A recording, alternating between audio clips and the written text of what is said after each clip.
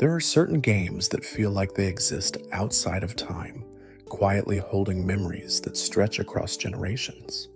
Pokémon Heart Gold and Soul Silver are two such games, remakes that arrived on the Nintendo DS in 2009, carrying with them the weight of the Johto region's quiet landscapes and the gentle nostalgia of a journey that first unfolded nearly a decade earlier. These weren't simply updated versions of Gold and Silver.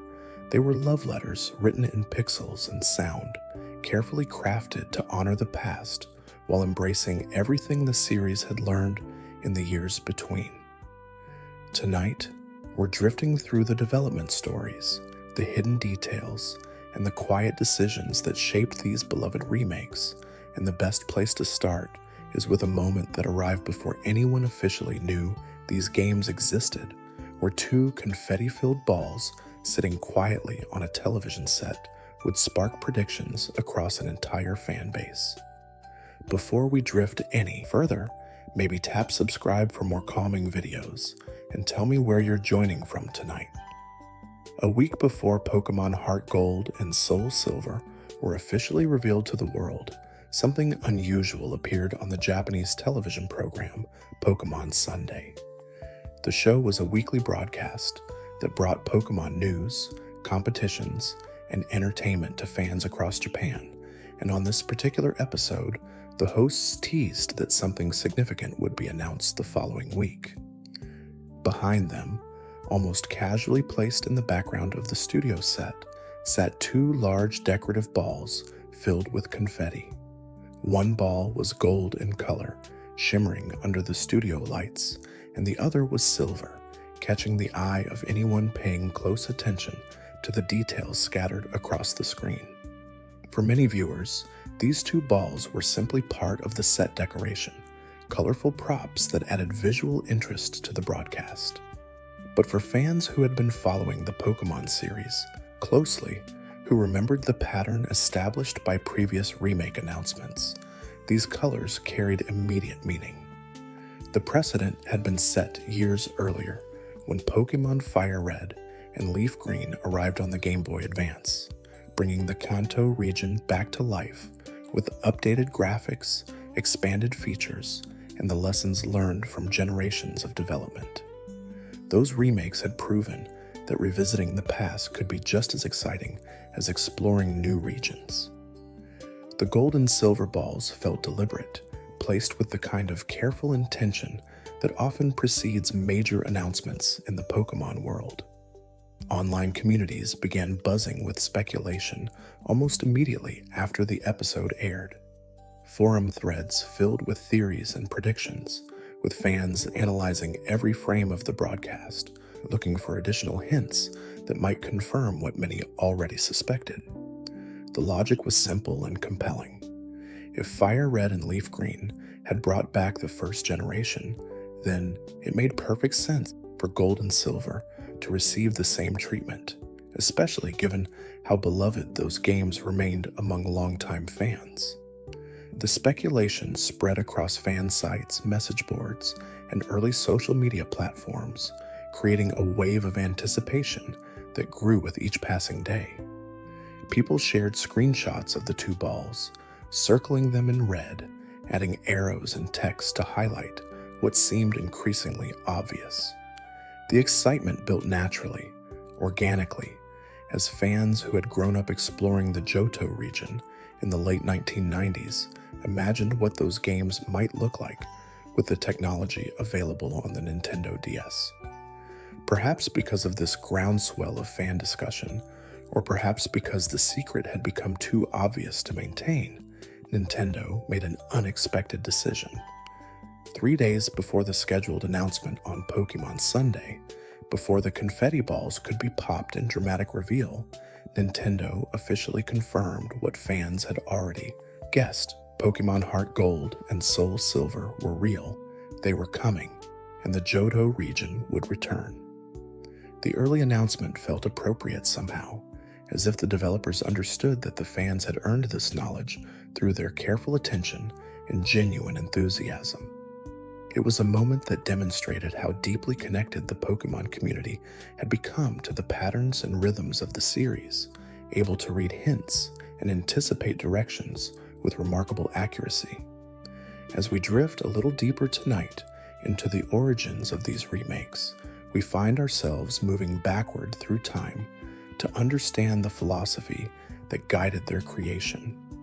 The original Pokémon Gold and Silver, released in Japan in November of 1999, were developed under unusual circumstances. The team at Game Freak approached these games with a particular mindset, one shaped by uncertainty about the franchise's future. Following the massive success of the original Pokémon Red and Green in Japan and Red and Blue internationally, there was no guarantee that this success would continue. Video game trends were notoriously fickle, and many popular franchises had experienced sharp declines after their initial explosion of popularity. With this uncertainty weighing on their minds, the developers set out to create what they considered the ultimate Pokémon experience. They wanted Gold and Silver to contain everything a Pokémon game could offer, to be so complete and satisfying that if the series ended there, fans would feel they had received a proper conclusion to the story that began in Kanto. This philosophy influenced every aspect of the game's design, from the ambitious decision to include both the Johto and Kanto regions in a single cartridge, to the introduction of new features like the day and night cycle, breeding mechanics, and the addition of 2 new Pokémon types. The team genuinely believed they might be creating the final Pokémon games. Nobody on the development team expected the series to continue beyond Gold and Silver with the same level of success and cultural impact. They looked at historical patterns in the gaming industry, at how other popular franchises had risen and fallen, and they prepared themselves for what seemed like an inevitable decline. This meant pouring everything they had into these 2 games, holding nothing back for potential sequels that might never materialize. But something remarkable happened when Gold and Silver released. Rather than declining, the franchise's popularity remained strong, demonstrating a staying power that surprised even the most optimistic members of the team. The games sold exceptionally well, both in Japan and internationally, and the innovations they introduced, the baby Pokémon, the held items, the revised type chart, became foundational elements that future games would build upon.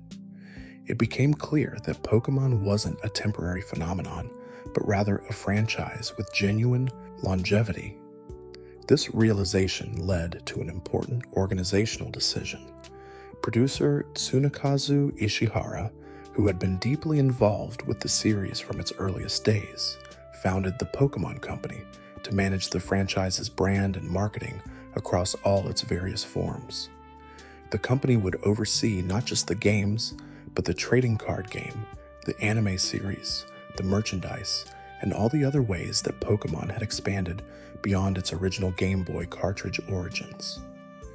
This was a recognition that Pokémon had become something larger than anyone had initially imagined, a multimedia phenomenon that needed dedicated oversight to maintain its quality and vision.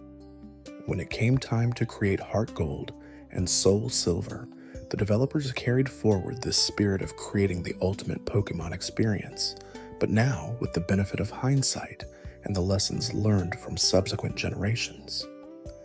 They knew what had worked in the original games, what had been difficult or frustrating, and what new features had been introduced in later titles that could enhance the Johto experience.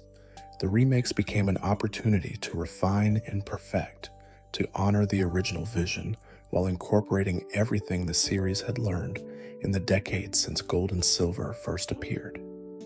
The development of these remakes, however, wasn't without its own challenges and setbacks, some of which traced back to the original Gold and Silver's development cycle. During the late 1990s, as Game Freak worked on Gold and Silver, unexpected delays arose from an unusual source. the team made the decision to create special enhanced versions of the original games, Pokémon Blue in Japan and Pokémon Yellow internationally.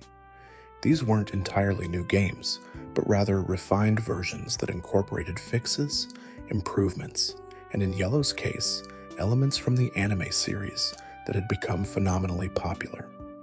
Developing these special editions required time, resources, and attention from team members who were also supposed to be working on Gold and Silver. The delays created a gap in the Pokémon release schedule, a period where fans were waiting for the next major entry in the series with no clear timeline for when it might arrive. For a franchise that had exploded into mainstream consciousness with unprecedented speed, this gap felt risky. The momentum could slow, the conversation could shift to other games, and the intense excitement surrounding Pokémon could begin to fade. Something needed to fill this space to keep fans engaged and remind them that the Pokémon universe was still growing and evolving. Producer Tsunekazu Ishihara approved the development of an interesting solution: the Pocket Pikachu. This device was a pedometer, a small electronic gadget that clipped to your belt or pocket and counted your steps as you walked throughout the day. But it wasn't just a fitness tracker. It featured a tiny screen where a miniature Pikachu lived, reacting to your movements and growing happier the more you walked. The device connected to the broader Pokémon experience by rewarding physical activity, encouraging players to take their Pokémon with them into the real world in a tangible way. The Pocket Pikachu was charming in its simplicity, offering a playful interaction that required no complex mechanics or deep gameplay systems. You walked, Pikachu grew happier, and you earned watts, a form of currency that could be transferred to your Pokémon Gold or Silver game when those titles eventually released. It was a gentle way to maintain fan interest during the gap, and it planted seeds for ideas that would bloom years later when Heart Gold and Soul Silver were being developed. After the success of the original Pocket Pikachu, an enhanced version was created called Pocket Pikachu Color Gold and Silver. This iteration featured a color screen and tied more directly into the aesthetic of the upcoming Gold and Silver games. It served a similar purpose, keeping the Pokémon brand present in players' lives during a time when they were waiting for the next major game release. These devices sold well, demonstrating that fans were eager for any way to connect with the Pokémon universe, even in forms that existed outside traditional video games.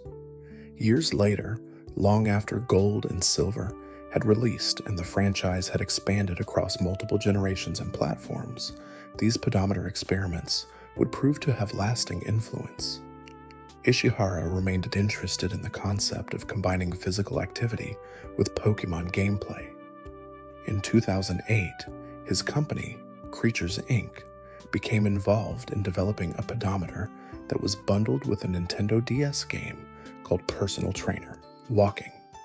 This was a fitness-focused title that used the pedometer to track your daily steps and encourage healthier lifestyle habits. The device itself was well made, designed to be durable and reliable even when subjected to the bumps and jostles of everyday use. Ishihara took to using this pedometer in his personal life, but in an unconventional way. He attached it to his dog's collar during their walks together. This allowed him to track not just his own activity, but to have a record of how much exercise his dog was getting each day. It was a practical use of the technology that demonstrated the pedometer's versatility beyond its intended human-focused purpose.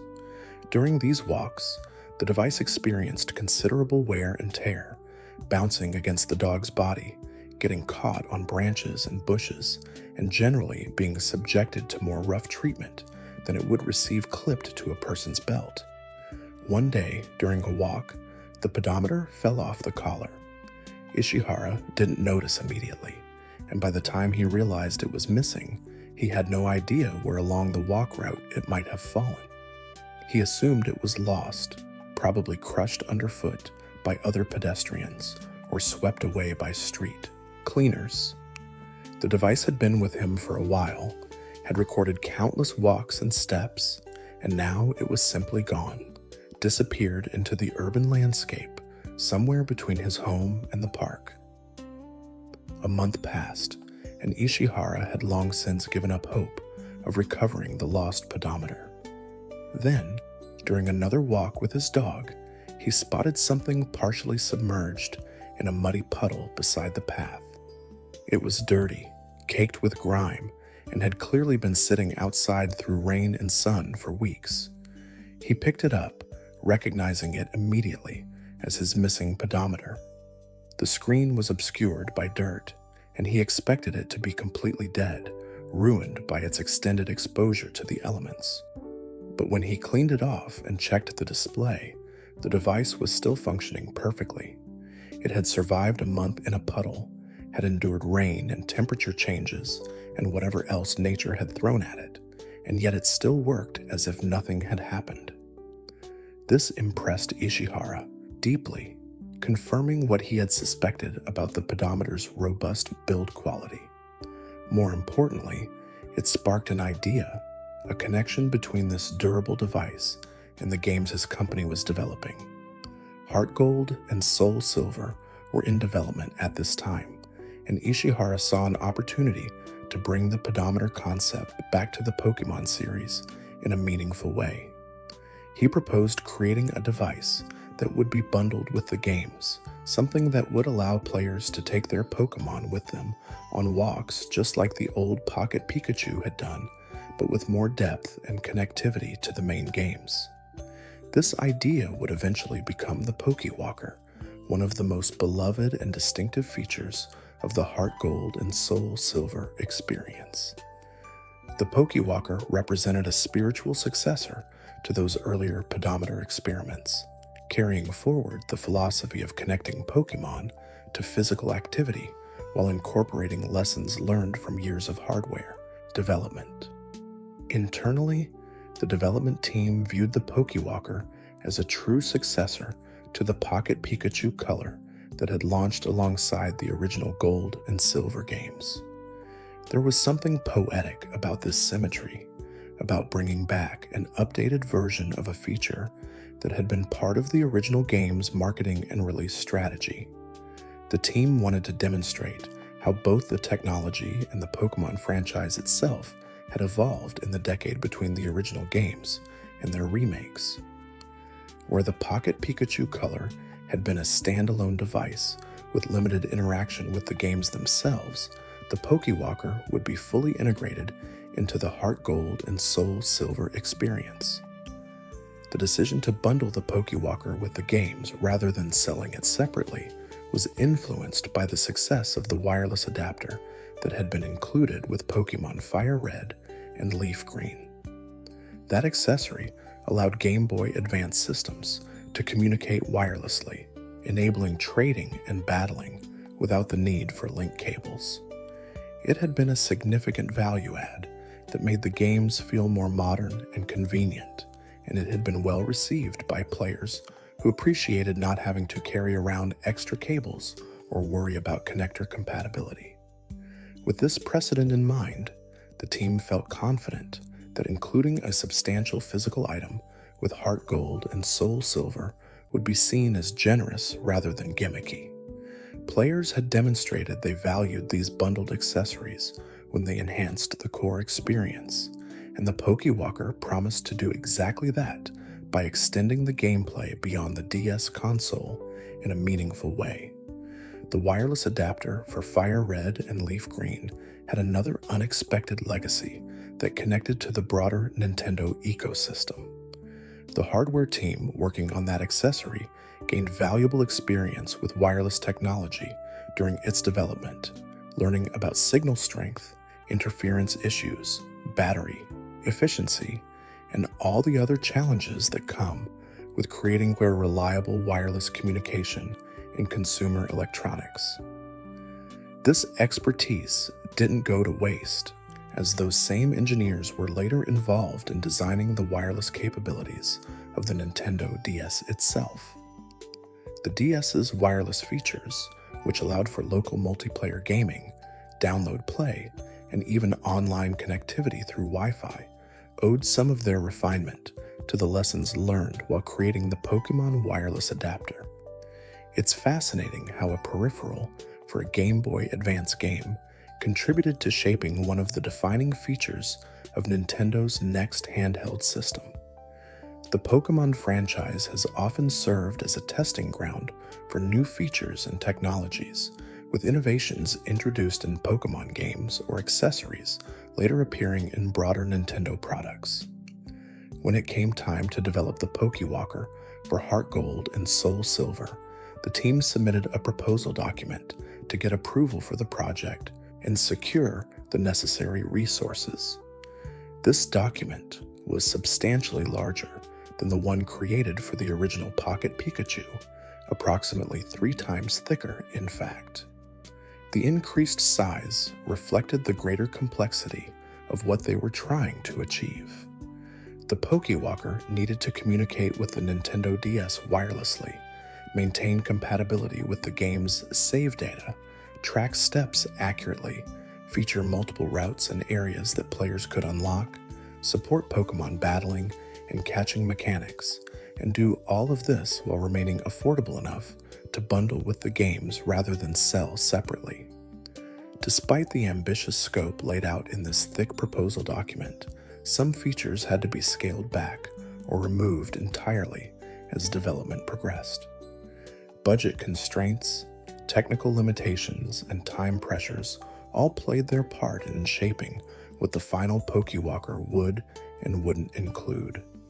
Some of the original ideas were simply too complex to implement reliably, while others would have made the device too expensive to produce in the quantities needed for a worldwide release.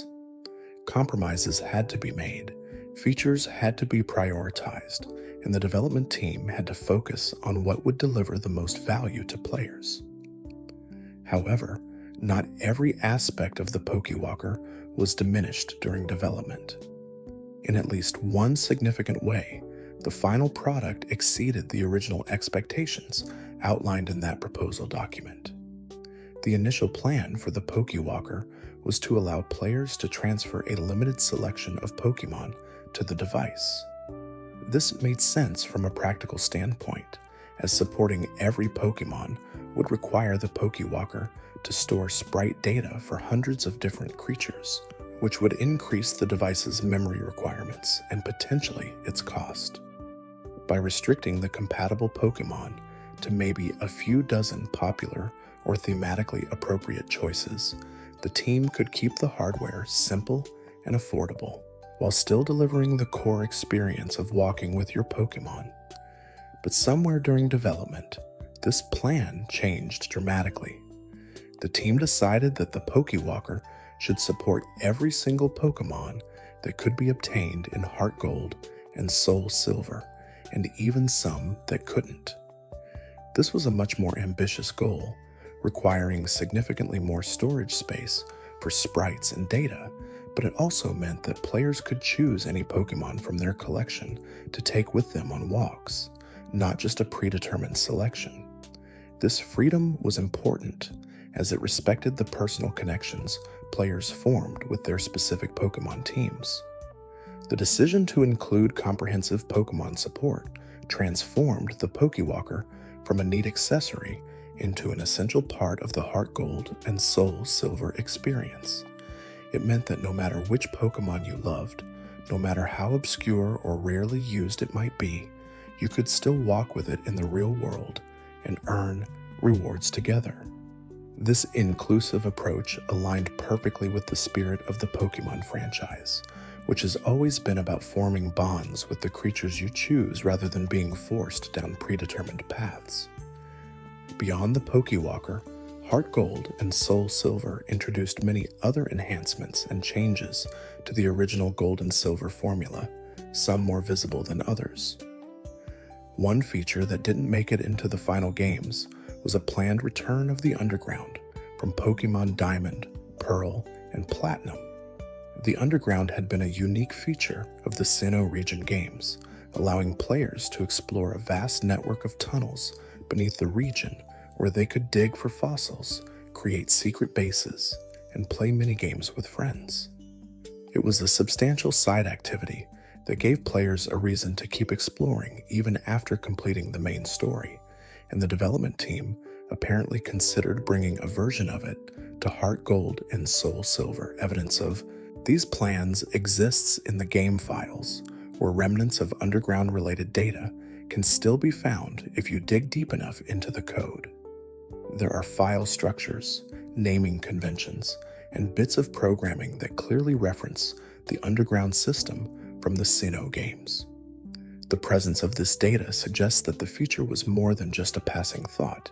It had progressed far enough into development that actual code was written and files were created before the decision was made to remove it.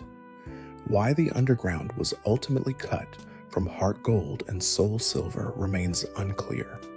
Perhaps the team felt it didn't fit thematically with the Johto region, which had its own distinct identity separate from Sinnoh. Maybe there were technical challenges in implementing it on the DS hardware, alongside all the other features the games included. Or possibly, it was simply a matter of scope, with the developers realizing they had already packed so much content into the games that adding the Underground would push the project beyond its timeline or budget. Whatever the reason, the Underground remained in Sinnoh, and Johto developed its own unique features instead. The game files also contain evidence of several unused items that were programmed but never made available to players through normal gameplay. One of these unused items is a photo album. In the final version of Heart Gold and Soul Silver, players can have their photos taken at various locations throughout the Johto and Kanto regions. These photos serve as mementos of your journey, capturing moments with your Pokémon at landmarks and special locations. In the released version of the games, these photos are automatically stored in your character's PC, accessible whenever you want to view them, but not taking up space in your regular inventory. The photo album would have functioned differently, existing as a key item in your bag that held all your collected photos. You could open it at any time to browse through the images you'd captured during your adventure, creating a more tangible sense of having a physical album to flip through. The item exists in the game's code, complete with description text and sprite data, but it was disabled before the game shipped. The reason for its removal seems practical. Since the photos were already being stored in the PC system, the album became redundant. Having two separate ways to access the same content would have been confusing rather than helpful, so the streamlined PC storage approach won out. The second notable unused item is considerably more mysterious and complex in its backstory. This item is known as the Lock Capsule, and its in-game description reads, "A capsule that can only be opened with a special key." When players hack the item into their inventory and try to use it, absolutely nothing happens. It sits there, inert, refusing to open or trigger any events. This isn't because it's broken or glitched, but rather because the lock capsule was designed to be used in a different game entirely. The lock capsule was meant to be a promotional item distributed through special events, similar to how Pokémon games have always offered limited-time legendary Pokémon or special items through mystery gift distributions. Players would receive the lock capsule in Heart Gold or Soul Silver through a Nintendo event or download, and then they would transfer it forward to Pokémon Black and White when those games are released the following year. Once in Black and White, the capsule would serve a purpose it couldn't fulfill in its origin games. In Castelia City, one of the major urban areas in Pokémon Black and White's Unova region, there's a character named Mr. Locke. If you had transferred the lock capsule from Heart Gold or Soul Silver to Black or White and brought it to Mr. Locke, He would use his special key to open it. Inside the capsule was a TM for the move. Snarl, a dark-type special attack that was new to the 5th generation games. This was a way to reward players who had both the older and newer games, creating a sense of continuity between the generations. However, the Lock Capsule event was never actually distributed outside of Japan, and even in Japan, it was only available for a limited time. Most players never obtained it through legitimate means, which is why it exists in the game's code, but remains unused in the vast majority of playthroughs. The item represents an interesting glimpse into the kinds of cross-generation connectivity features that Game Freak experiments with, ways to reward longtime fans who continue to purchase and play multiple Pokémon games. Slowly, the story widens to encompass one of the more ambitious, event-exclusive features included in Heart Gold and Soul Silver, one that connects to the mythology of the entire Pokémon universe. If a player obtained the legendary Pokémon Arceus through a special distribution event, they could trigger a unique scenario in Heart Gold and Soul Silver that wasn't accessible through normal gameplay.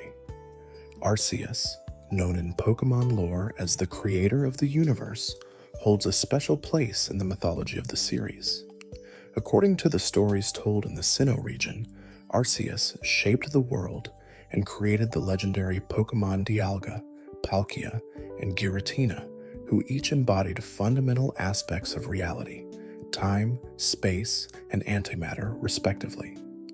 When you brought an event-distributed Arceus to a specific location in Johto called the Sinjo Ruins, a special event would trigger. This area is normally inaccessible, hidden away in the game's map, only appearing when the specific conditions are met. The Sinjo Ruins represent a mysterious place where the Johto and Sinnoh regions' mythologies intersect, with architectural elements and aesthetic details drawn from both regions, creating an atmosphere of ancient mystery. At the Sinjo Ruins, Arceus would use its cosmic powers to create one of the 3 legendary Pokémon from Sinnoh, Dialga, Palkia, or Giratina. The player could choose which of the 3 they wanted, and Arceus would bring it into being at level 1, a newborn legendary Pokémon created right before your eyes. This was an extraordinary event that allowed players to obtain Pokémon they normally couldn't get in Heart Gold and Soul Silver, creatures that were meant to be exclusive to the Sinnoh region games. What makes this event even more interesting is that it was designed with reusability in mind, though in a way that was nearly impossible to achieve through legitimate means. If a player could somehow obtain a second Arceus and bring it to the Sinjo Ruins, they could trigger the event again. This would allow them to choose one of the 2 remaining legendary Pokémon they didn't select during their first visit, slowly collecting all 3 Sinnoh legendaries through multiple trips to this mystical location. The problem is that the second Arceus needed to trigger this repeat visit couldn't just be any Arceus. It specifically had to be an Arceus obtained from an in-game event in Pokémon Diamond, Pearl, or Platinum, an event that was programmed into those games but never actually activated. The Azure Flute event in the Sinnoh games would have allowed players to encounter and catch Arceus at the summit of Mount Coronet, but this event was never officially distributed. Game Freak decided that the event was too complex, with too many steps that could confuse younger players, so it remained locked away in the code. Because this Sinnoh-based Arceus event never happened, the second trip to the Sinjo Ruins became functionally impossible without hacking or using external cheating devices. The dialogue was written. The hiker character who greets you at the ruins has different text prepared for your return visit, and the game is fully programmed to handle giving you a second choice of legendary Pokémon. All of this content exists, fully functional and polished, waiting for conditions that legitimate players could never meet. It's a fascinating example of how Pokémon games often contain layers of content that most players never see, events and scenarios programmed with care and attention even when the distribution methods to access them never materialize.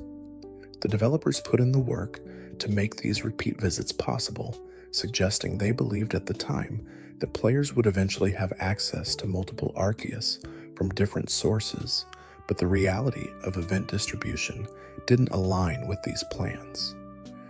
There's a quiet comfort in remembering moments like these, where games contain secret depths that only emerge years later when people explore the code and discover what might have been. Heart Gold and Soul Silver also included protective measures designed to prevent piracy, programmed defenses that would activate if the game detected it was running on unauthorized hardware or through an emulator. If the game's anti-piracy checks determined that it was being played on an emulator or through a flash cart rather than an authentic cartridge, it would allow the players to progress normally through most of the game. You could explore routes, battle trainers, collect Pokémon, and complete gym challenges without any obvious issues. The game wouldn't crash immediately or display an error message warning you about pirated software. Instead, it would wait patiently for a specific moment to reveal that it knew what you were doing. That moment would come when you entered a Pokémon battle and attempted to throw a Pokéball to catch a wild Pokémon, or when any Pokéball was thrown during battle. At this point, the game would freeze. The ball would appear on screen, beginning its opening animation, and then everything would simply stop. The Pokéball sprite would hang there, mid-spin, never completing its animation. The game wouldn't crash outright or return to a menu. It would just freeze indefinitely, forcing the player to reset their system. This particular method of anti-piracy protection was cleverly cruel in its way. It didn't prevent you from playing the game entirely, which might have prompted you to immediately seek help or realize something was wrong. Instead, it let you get invested, let you explore and build a team, and start forming connections with the Pokémon you encountered, and then it prevented you from actually catching anything new. You could battle with the Pokémon you started with, or received through scripted events, but the core gameplay loop of catching and collecting Pokémon was completely broken. For players who encountered this freeze and didn't realize they were using pirated software, it would have been extremely frustrating. The freeze seemed random, triggered by normal gameplay actions, and there would be no clear indication of what was causing it. Online forums and message boards from that era contained confused posts from people experiencing this exact issue, trying to figure out if their game cartridge was defective or if there was a bug they were triggering unknowingly. Only later, as information spread, did it become clear that this was intentional anti-piracy behavior rather than a glitch. The existence of this protection shows how seriously Game Freak took the issue of piracy, especially on the Nintendo DS, where flashcards and emulation were becoming increasingly common. Rather than implementing aggressive DRM that might inconvenience legitimate players, they created a system that only punished those using unauthorized copies, and did so in a way that specifically targeted the core appeal of Pokémon games: the ability to catch and collect creatures. Beyond the anti-piracy measures and unused content, the games contained evidence of features and mechanics that were planned but ultimately removed before release. Hidden within the move data for Heart Gold and Soul Silver are 3 slots for moves that don't exist. The game's internal structure includes space for moves beyond those that were actually implemented, suggesting that at some point during development, additional moves were being considered. When these empty move slots are accessed through hacking or data mining, attempting to use them simply causes the game to crash. There's no animation, no effect, no damage calculation, just an immediate crash to the DS's main menu or a frozen screen. This could indicate several things about the development process. Perhaps there were specific moves planned for new Pokémon that were ultimately cut from the game, and when those Pokémon were removed, their signature moves went with them. Or maybe the developers were experimenting with new move types or effects that proved too difficult to balance or didn't fit well with the existing battle system. It's also possible these slots were simply placeholders, reserved space in the data structure that was never filled because the moves that were supposed to go there never progressed beyond the conceptual stage. Whatever the reason for their existence, these empty move slots serve as small archaeological artifacts within the game's code, evidence of paths not taken and ideas that didn't make it to the final product. They're reminders that game development is an iterative process filled with constant decisions about what to keep, what to cut, and what to save for potential future use. The development philosophy behind Heart Gold and Soul Silver extended beyond just remaking Gold and Silver with updated graphics. The team wanted to incorporate the best features and quality of life improvements from every Pokémon generation that had come after the original games, creating what they considered the definitive Johto experience. This meant taking the physical and special split for moves that was introduced in Diamond, Pearl, and Platinum, where attacks were no longer classified as physical or special based solely on their type. It meant including the expanded Pokédex and movesets that had grown with each generation, giving players access to Pokémon and strategies that didn't exist when Gold and Silver first released. It meant implementing the touchscreen controls and dual screen layout that the DS enabled, putting your Pokémon party and important information on the bottom screen where it was always visible. The team also wanted to preserve what made Gold and Silver special while enhancing it with modern sensibilities. The day and night cycle returned, but with more sophisticated lighting and color palette changes that took advantage of the DS's improved display. The Pokeathlon, a series of athletic competitions for Pokémon, was added as a replacement for the bug catching contest, providing a deeper and more varied set of minigames. The Safari Zone was completely redesigned, allowing players to customize different areas and attract specific Pokémon by placing appropriate objects, a system that gave players much more agency and strategic options. One of the most beloved additions was the ability to have any Pokémon follow you around as you explored the region. This wasn't a new feature for the franchise, as Pokémon Yellow had allowed Pikachu to follow the player back on the Game Boy, but expanding it to include every Pokémon was a significant undertaking. Each of the 493 Pokémon available in the game at that time needed special sprite work for their overworld appearance, walking animations that matched their size and movement style, and unique responses for when you talked to them in different locations or situations. The following Pokémon feature added a tremendous amount of personality and charm to the adventure. Your Pokémon would react to the environment around them, showing happiness in pleasant locations and discomfort in hostile ones. Some Pokémon would occasionally find items while following you, bringing them over with visible excitement. The system made your team feel more alive and present, not just battle participants stored in Pokeballs, but companions actively experiencing the journey alongside you. It's a feature that fans have continued to request in subsequent games, often citing Heart Gold and Soul Silver as proof that it could be done well and was worth the development effort required. The attention to detail extended into how the games handled the connection between Johto and Kanto, the two regions players could explore. In the original Gold and Silver, visiting Kanto after becoming the Johto champion revealed a region that had changed in the 3 years since the events of Red and Blue. Gyms had new leaders in some cities, the Viridian Forest had been cleared and was no longer explorable, and the overall atmosphere was different, slightly darker and more subdued. Heart Gold and Soul Silver preserved these changes while adding new layers of detail that acknowledged the time skip and its effects on the region. The game included subtle touches that longtime fans would appreciate, references to events from the first-generation games, and hints about what happened to various characters in the intervening years.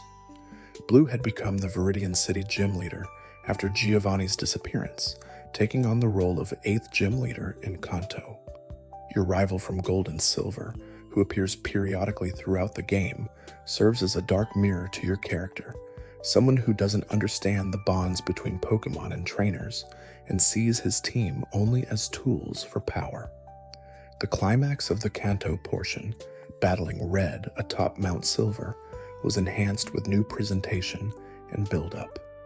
Red, the silent protagonist from the original games, stands at the summit in isolation, the strongest trainer in the world, waiting for someone worthy to challenge him. The battle against his team has become one of the most iconic moments in the entire Pokémon series, a confrontation that represents the ultimate test of everything you've learned across both regions. His team's levels are higher than any other trainer in the game, and the battle takes place during a constant snowstorm at the peak of the mountain, adding atmospheric weight to the encounter. There's a quiet comfort in remembering moments like these, where games reward longtime fans while remaining accessible to newcomers, creating layers of meaning that deepen with knowledge of the series' history. As we drift a little deeper tonight, we find ourselves exploring the smaller details, the touches that might go unnoticed during a casual playthrough, but that demonstrate the care put into these remakes. The Pokégear, your character's multi-purpose device for checking the map, radio, and phone contacts, received a complete visual overhaul.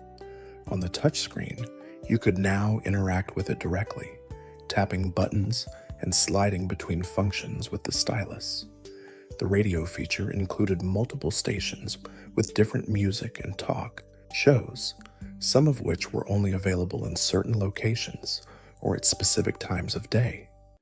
The phone system was expanded to include more trainers who would call you for rematches or just to chat about their experiences and Pokémon. The game introduced visible Pokémon encounters in certain areas, particularly in the Safari Zone, where you could see Pokémon wandering in the grass before you encountered them. This gave you more information about what was available in each area and added life to the environments by showing creatures moving naturally rather than appearing only through random battles. It was a small step toward the more visible Pokémon encounters that would become standard in later games. The Pokéathlon Dome offered a series of athletic competitions where your Pokémon competed in events testing their speed, power, skill, stamina, and jump abilities. These weren't turn-based battles, but rather mini-games that used the touchscreen in various ways, having you tap rapidly to make your Pokémon run faster, trace paths to navigate obstacles, or time button presses to achieve perfect jumps. Different Pokémon had different stat distributions that made them better or worse at specific events, encouraging you to build diverse teams rather than relying on the same powerful battlers for every competition. Winning Pokéathlon events earned you points that could be exchanged for prizes, including rare items and evolution stones that were otherwise difficult to obtain. This created an alternative progression path for players who enjoyed the minigames, allowing them to earn valuable resources without grinding through wild Pokémon battles or spending large amounts of money. The Pokéathlon added variety to the gameplay loop and gave purpose to Pokémon that might not be competitively viable in battles but had the right stats for athletic events. The bug-catching contest from the original games was preserved but enhanced, taking place in National Park on Tuesdays, Thursdays, and Saturdays. Trainers would compete to catch the best bug-type Pokémon they could find within a time limit, with the winner determined by a judging system that evaluated the caught Pokémon's level, HP, and overall quality. The prizes for winning included rare items and a sunstone, making it worth participating regularly even after you'd won once. Small environmental details added texture to the world. Pokémon centers and Pokémarts had been combined into single buildings in most towns, a change that streamlined the healing and shopping experience while reducing the number of buildings needed in each location. The music in these facilities changed between day and night, with softer, calmer arrangements playing during nighttime hours to match the peaceful atmosphere. Many routes and cities had different wild Pokémon encounters depending on whether it was morning, day, or night, encouraging exploration at different times to complete your Pokédex. The games included special time-based events and encounters, certain Pokémon that only appeared on specific days of the week or during particular times of day. Lapras could be found in Union Cave on Fridays, for example, and various trainers offered rematches on specific days. This created a reason to return to areas you'd already explored, to check back and see what new opportunities might be available now that time had passed. If you're still awake halfway through, maybe subscribe before you drift off and tell me what time it is where you're watching from. The attention to detail extended into the technical implementation, the way the games used the Nintendo DS hardware to create a richer experience than would have been possible on the Game Boy Color. The dual screen layout meant that information could be presented more clearly without cluttering the main play area. Your Pokémon party was always visible on the touchscreen, allowing you to check their status without opening a menu. The Pokégear functions were accessible with a single tap, making it easy to switch radio stations, check your map, or call trainers for rematches. During battles, the move selection and battle commands were on the bottom screen, keeping the top screen clear to display the Pokémon, their animations, and the battle effects. The DS's improved audio capabilities allowed for richer, more layered music than the original Game Boy Color versions. The soundtrack was completely reorchestrated, taking the memorable melodies from Gold and Silver and arranging them with more instruments, better samples, and fuller production. Familiar themes like the Ekritique City music, the legendary Beast Encounter theme, and the rival battle music were all refreshed while maintaining the emotional core that made them memorable in the first place. Environmental sound effects added an atmosphere to different locations. In Ilex Forest, you could hear birds chirping and leaves rustling. Near the ocean, wave sounds played in the background. Caves had different acoustics than open routes, with sound effects that echoed slightly to create a sense of enclosed space. These touches weren't necessary for gameplay functionality, but they contributed to making the world feel more real and lived in. The touchscreen enabled new ways to interact with Pokémon outside of battle. In the Pokémon status screens, you could touch your Pokémon to interact with them, and they would react with animations and sound effects. Some Pokémon would appear happy when touched, others might seem surprised or sleepy, depending on their personality and status. This feature built on the friendship and affection mechanics that had been present in previous games, but gave them a more tactile, immediate expression. The games preserved the daycare system from the original Gold and Silver, where you could leave 2 Pokémon to generate eggs if they were compatible. The breeding mechanics had been refined over the years since Gold and Silver first introduced them, with more understood about how abilities, natures, and individual values passed from parents to offspring. Serious players could spend hours at the daycare breeding Pokémon to get specific characteristics, natures, or abilities for competitive battling or personal preference. The Move Relearner and Move Deleter NPCs provided flexibility in managing your Pokémon's movesets. The Move Relearner could teach your Pokémon any move they could have learned at previous levels, allowing you to recover moves that were deleted or to teach egg moves to Pokemon that had evolved beyond the level they would normally learn them. This was particularly valuable for Pokemon that evolved early and missed out on learning certain moves, or for situations where you needed to adjust a Pokemon's moveset for a specific challenge. Hidden throughout both Johto and Kanto were numerous items waiting to be discovered, often tucked away in spots that required careful exploration or return visits with new abilities.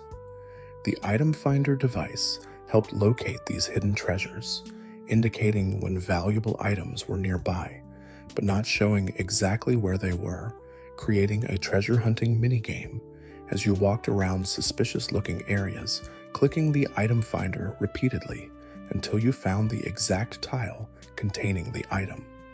Some items were only available through these hidden pickups, making thorough exploration rewarding beyond just completing the Pokédex or beating the gyms.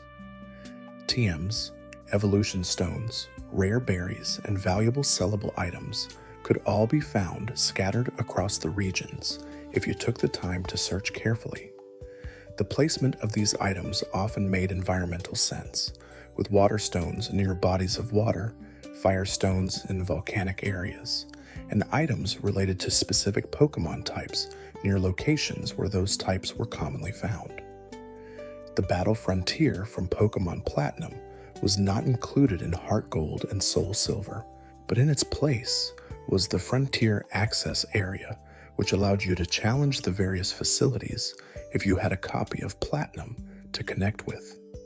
This was a compromise solution that acknowledged the popularity of the Battle Frontier, while perhaps saving development time that would have been required to fully implement all its facilities in the Johto games. Players who wanted that content could access it through connectivity with Platinum, while those who didn't have that game could still enjoy the complete Johto and Kanto adventure without feeling like they were missing essential content. The Wi-Fi Plaza provided an online gathering space where players from around the world could meet and play minigames together, using their DS's wireless internet connection to communicate and compete. This represented the series' continued efforts to create social experiences beyond just battling and trading, offering lighter cooperative and competitive activities that didn't require deep knowledge of battle mechanics or carefully trained teams. Slowly, the story widens to encompass the cultural impact these games had upon release and how they've been remembered in the years since. When Heart Gold and Soul Silver launched in September 2009 in Japan and March 2010 internationally, they were met with overwhelming positive reception. Critics praised the games for their faithful recreation of the original Gold and Silver experience while incorporating modern conveniences and features. The Pokewalker was particularly well received, seen as a charming addition that added value to the package without being essential to enjoy the core games. Sales were strong, with the games selling over 12 million copies worldwide and becoming some of the best-selling Nintendo DS titles. This demonstrated that there was significant appetite for remakes that honored classic games while updating them thoughtfully. The success of Heart Gold and Soul Silver likely influenced Nintendo and Game Freak's willingness to create future remakes, leading to Omega Ruby and Alpha Sapphire for the 3DS and Brilliant Diamond and Shining Pearl for the Switch. Among fans, Heart Gold and Soul Silver are often cited as the definitive Pokémon experience, games that captured everything that makes the series special and presented it in a polished, complete package. The combination of two regions to explore, the following Pokémon feature, the Pokewalker integration, the refined gameplay mechanics, and the faithful soundtrack all combined to create games that felt both nostalgic and fresh. The games represented a particular moment in Pokémon's history where the developers seemed perfectly aligned with what fans wanted from a remake. They didn't try to radically reinvent or modernize the experience beyond what was necessary. instead focusing on preserving what made the original games special while carefully adding enhancements that respected the source material. This balanced approach has made Heart Gold and Soul Silver touchstones for discussions about how remakes should be handled, examples frequently cited when new Pokémon remakes are announced. The Pokéwalker devices themselves have become collector's items in the years since the game's release. Because they were bundled with the games rather than sold separately, the number of Pokéwalkers in circulation is limited to the number of game copies sold, and many of these devices have been lost or broken over time. Working Pokéwalkers, especially those in good cosmetic condition with their original packaging and accessories, can command significant prices in the secondhand market from collectors who want to experience the games as they were originally intended. There's something poignant about these little pedometers sitting in drawers or display cases now, devices that once encouraged daily walks and outdoor activity, but that now serve mainly as artifacts of a particular era in gaming. They represent a time when game companies were experimenting with ways to connect digital experiences to physical activity, before smartphones and fitness trackers became ubiquitous and made specialized devices like the Pokéwalker feel quaint and outdated. The legacy of Heart Gold and Soul Silver extends beyond just the games themselves into how they influenced subsequent entries in the Pokémon series. The following Pokémon feature, despite being extremely popular with players, didn't appear in the next generation of Pokémon games.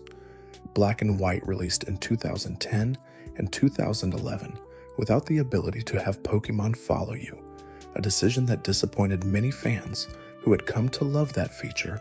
In Heart Gold and Soul Silver, it would take until Pokémon Let's Go Pikachu and Eevee in 2018, nearly a decade later, for the feature to return in a mainline-adjacent Pokémon game. The absence of following Pokémon from Black and White and subsequent games sparked ongoing discussions in the fan community about why certain beloved features get removed rather than becoming standard elements of the series. Some speculated it was due to the development time required to create walking sprites and animations for every Pokémon, especially as the number of total Pokémon continued to grow with each generation. Others suggested that Game Freak views each generation as an opportunity to try different features rather than carrying everything forward, using variety across games to give each entry its own identity. The Pokéwalker concept, while never returning in the exact same form, did influence later attempts to connect Pokémon games to real-world activity. Pokémon Go, the mobile augmented reality game released in 2016, shares some DNA with the Pokéwalker in its encouragement of walking to hatch eggs and encounter Pokémon. The Pokéball Plus accessory for Let's Go Pikachu and Eevee served a similar function to the Pokéwalker, allowing you to take a Pokémon with you and earn rewards by walking. The game's approach to remakes, honoring the original while incorporating modern improvements, set expectations for how future remakes would be evaluated. When Omega Ruby and Alpha Sapphire released for the 3DS in 2014, they were compared to Heart Gold and Soul Silver in terms of how well they balanced nostalgia with new features. Similarly, when Brilliant Diamond and Shining Pearl were announced for the Switch, discussions immediately centered on whether they would include the quality of life improvements and extra content that Heart Gold and Soul Silver had demonstrated were possible in remakes. There's a quiet comfort in remembering moments like these, where games become measuring sticks for quality, their excellence serving as both inspiration and challenge for future developers trying to recapture similar magic. As we drift a little deeper tonight, we find ourselves reflecting on what made the Johto region itself so memorable and how Heart Gold and Soul Silver honored that legacy. Johto has always occupied a special place in the Pokémon world, a region that felt both familiar and new when it first appeared in Gold and Silver. Its geography bordered Kanto, sharing mountain ranges and cultural elements, yet it had its own distinct identity with traditional Japanese aesthetics, legendary beasts tied to ancient history, and a more laid-back pace compared to the urban sprawl of cities like Saffron and Celadon in the neighboring region. The region's design emphasized history and tradition in ways that the other regions hadn't quite matched. Ekritique City, with its traditional architecture and ghost-type gym, felt ancient compared to anything in Kanto. The Burned Tower told a story of tragedy and rebirth, where the legendary beasts Ho-Oh, created, slept until awakened by a trainer worthy of witnessing them. The ruins of Alph suggested civilizations that existed before the modern Pokémon world, with the unknown writing messages on cave walls that players could decode. Heart Gold and Soul Silver amplified these atmospheric elements through improved graphics and sound. The Burned Tower looked more ruined and weathered, with visible fire damage and structural collapse. The ruins of Alph were more mysterious and extensive, with additional chambers to explore and more complex unknown puzzles to solve. Ekritique City's nighttime theme was hauntingly beautiful, the music combining traditional instruments with a melancholic melody that perfectly captured the city's connection to the past. The legendary Pokémon of Johto, Ho-Oh, and Lugia were given more prominence in the remakes through expanded story events. The player's encounter with them felt more epic and meaningful, with build-up through the story and special scenes that emphasized their importance to the region's mythology. The legendary beasts, Raikou, Entei, and Suicune, roamed the region after being awakened from the Burned Tower, and tracking them down became a memorable challenge that required patience and strategy. The rival character in Gold and Silver, who had stolen his starter Pokémon from Professor Elm, served as a dark counterpoint to your character's journey. He was angry, dismissive of the bonds between trainers and Pokémon, and constantly frustrated by his inability to make his team stronger despite his ruthless training methods. His character arc, which concluded with him confronting his misconceptions after repeatedly losing to you, was preserved and enhanced in the remakes with updated dialogue that better conveyed his emotional journey. The champion battle against Lance, the Dragon-type specialist who had appeared as an Elite Four member in the original Kanto games, felt appropriately climactic. His team was powerful and well-rounded, and defeating him meant becoming the champion of the Johto region. The celebration that followed was subdued compared to other games, with Lance acknowledging your strength and inducting you into the Hall of Fame before the credits rolled. But the game didn't end there, because the Kanto region was waiting. Traveling to Kanto after becoming Johto champion opened up an entire second region to explore, effectively doubling the length of the adventure.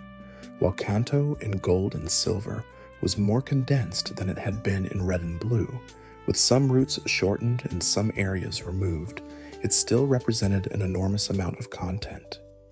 Heart Gold and Soul Silver preserved this structure while adding new details and references that made Kanto feel like a region that had genuinely evolved during the 3-year gap between the original games. The 8 Kanto gym leaders all returned, though several cities had new leaders compared to the original games. Defeating them earned you their badges, and collecting all 16 badges from both Johto and Kanto opened up access to Mount Silver, where Red waited. This progression created a sense of escalating challenge, where each region built on the previous one, culminating in the ultimate battle against the strongest trainer in the Pokémon world.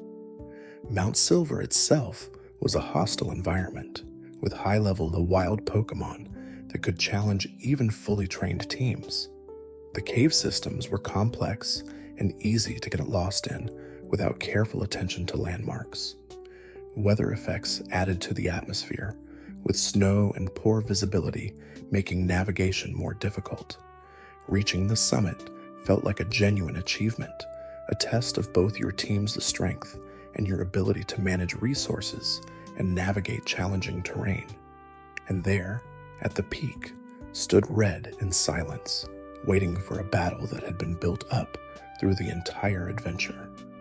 His team represented perfected versions of the starters and iconic Pokémon from the first generation, all trained to levels higher than any other trainer's Pokémon in the game. Defeating him required strategy, preparation, and sometimes a bit of luck, and winning felt like a proper conclusion to a journey that had spanned 2 entire regions. The games allowed you to continue playing after defeating Red, returning to explore, complete your Pokédex, and engage with the post-game content, but that battle served as the thematic ending, the final challenge that represented everything you'd worked toward since receiving your starter Pokémon from Professor Elm back in New Barktown. There's a quiet comfort in remembering moments like these, where games give you the space to create your own journey while guiding you toward memorable encounters and meaningful challenges. As the night deepens and we drift toward the end of this gentle exploration, we find ourselves reflecting on why Heart Gold and Soul Silver continue to resonate with players more than a decade after their release. Part of their enduring appeal comes from how they represented a specific philosophy of game design, one that prioritized respect for the source material and an understanding of what players loved about the original games. The developers could have taken Gold and Silver's core concept and built something radically different, updating the region, changing the story, or modernizing the experience to the point where it barely resembled the originals. Instead, they chose to preserve what made those games special while carefully integrating improvements that enhanced rather than replaced the original experience. This approach required restraint and understanding, qualities that aren't always evident in game remakes.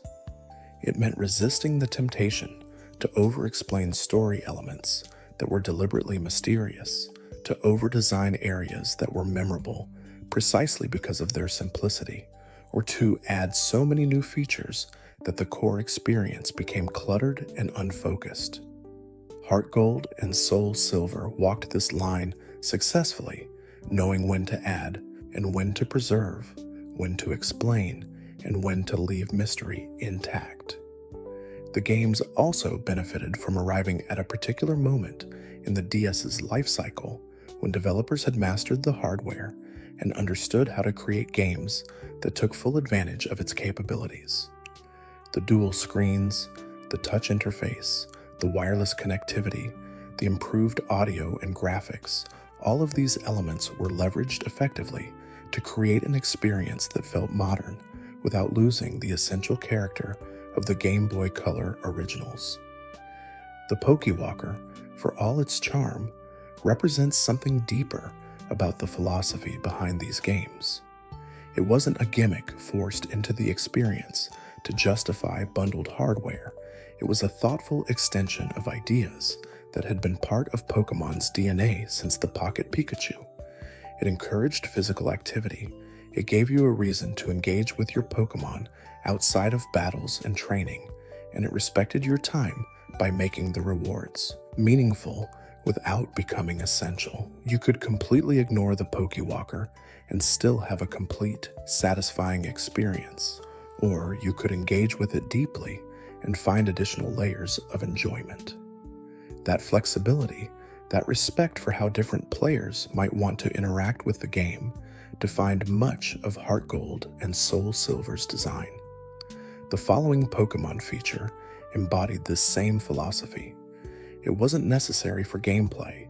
It didn't make you stronger or unlock new areas, but it added personality and warmth to the adventure.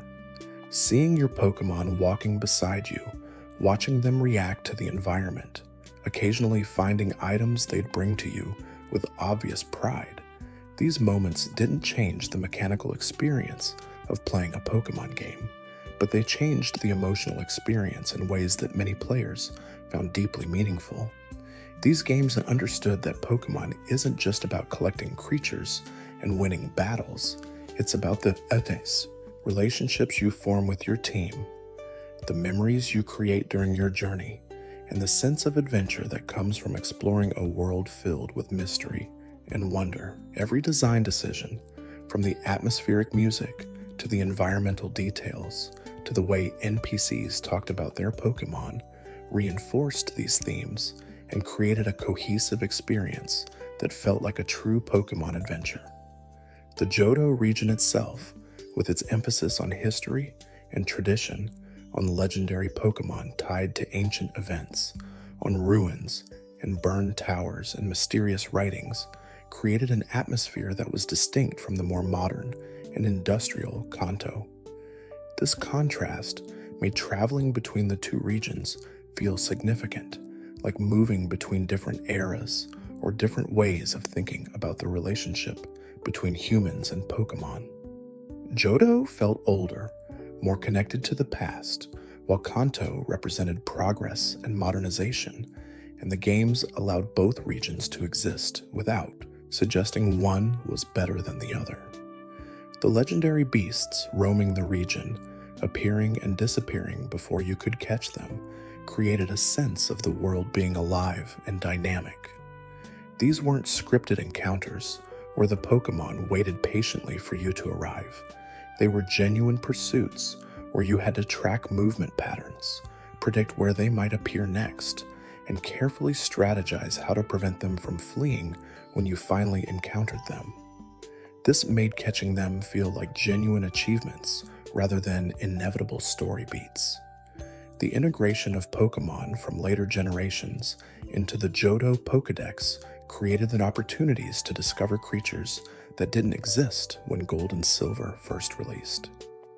Seeing these newer Pokémon living naturally in Johto, having trainers use them in battles, encountering them in the wild, made the region feel more alive and diverse, while also giving players reasons to explore areas they might have already known from the originals. There were surprises waiting even for veterans who remembered every route and cave from Gold and Silver. The refined battle system, with the physical and special split that made move types more nuanced and strategic, gave depth to battles that the original games couldn't match.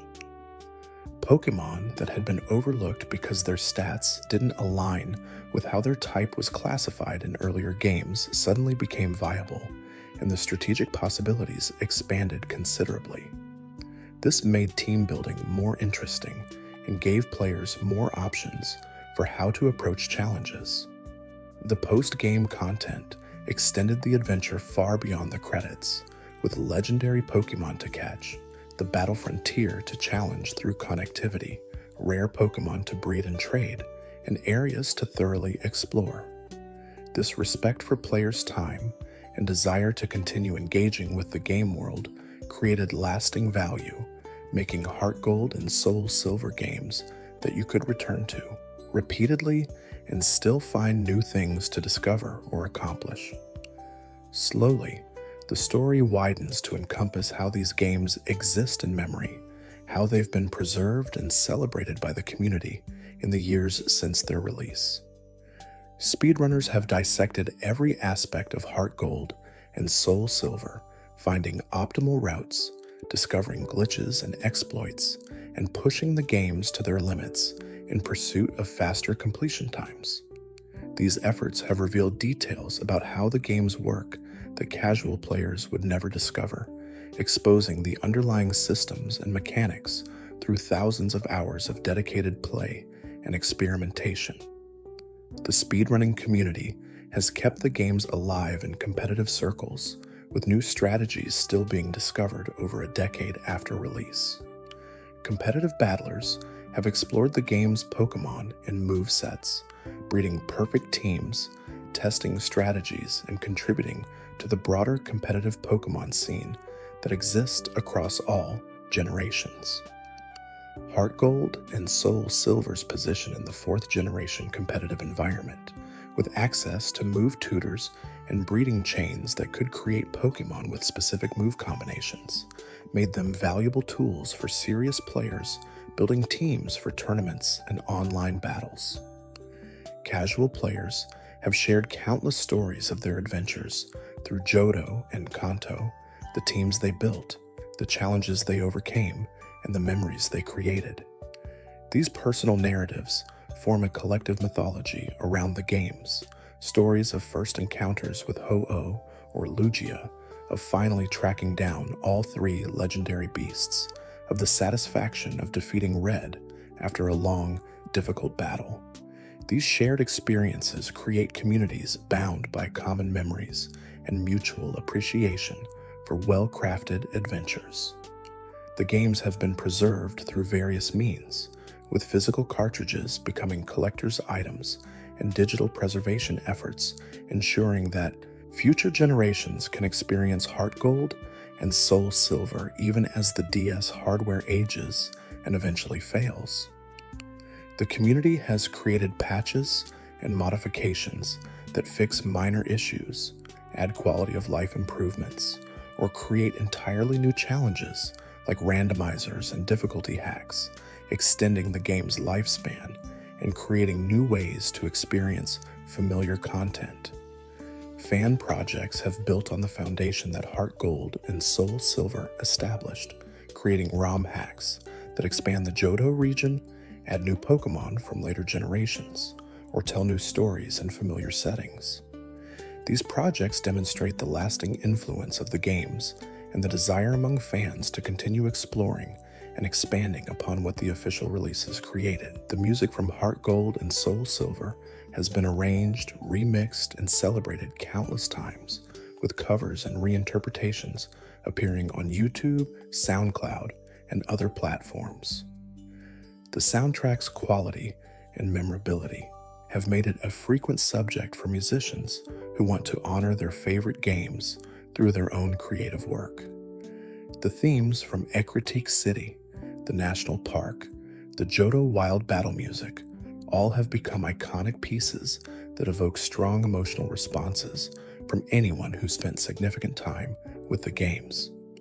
Artists have created countless pieces of fan art depicting scenes from the games, imagining what various locations might look like in different art styles, or portraying key moments from the story with their own creative interpretations. This visual celebration of the games has helped keep them present in the community's consciousness, creating new ways to experience and remember beloved aspects of the adventure. The broader Pokémon community frequently holds up Heart Gold and Soul Silver as examples of how to create excellent remakes, comparing newer releases to them and discussing what made them work so well. These discussions aren't just nostalgia, though that certainly plays a role, but genuine appreciation for the craft and care evident in every aspect of the game's design. They represent a particular achievement in the series' history that continues to influence expectations and hopes for future releases. There's a quiet comfort in remembering moments like these, where games transcend their status as entertainment products and become touchstones for communities, sources of shared memories, and ongoing conversations. As we approach the end of this gentle journey through Heart Gold and Soul Silver's development and legacy, we find ourselves with a deeper appreciation for the countless small decisions that combined to create these memorable experiences.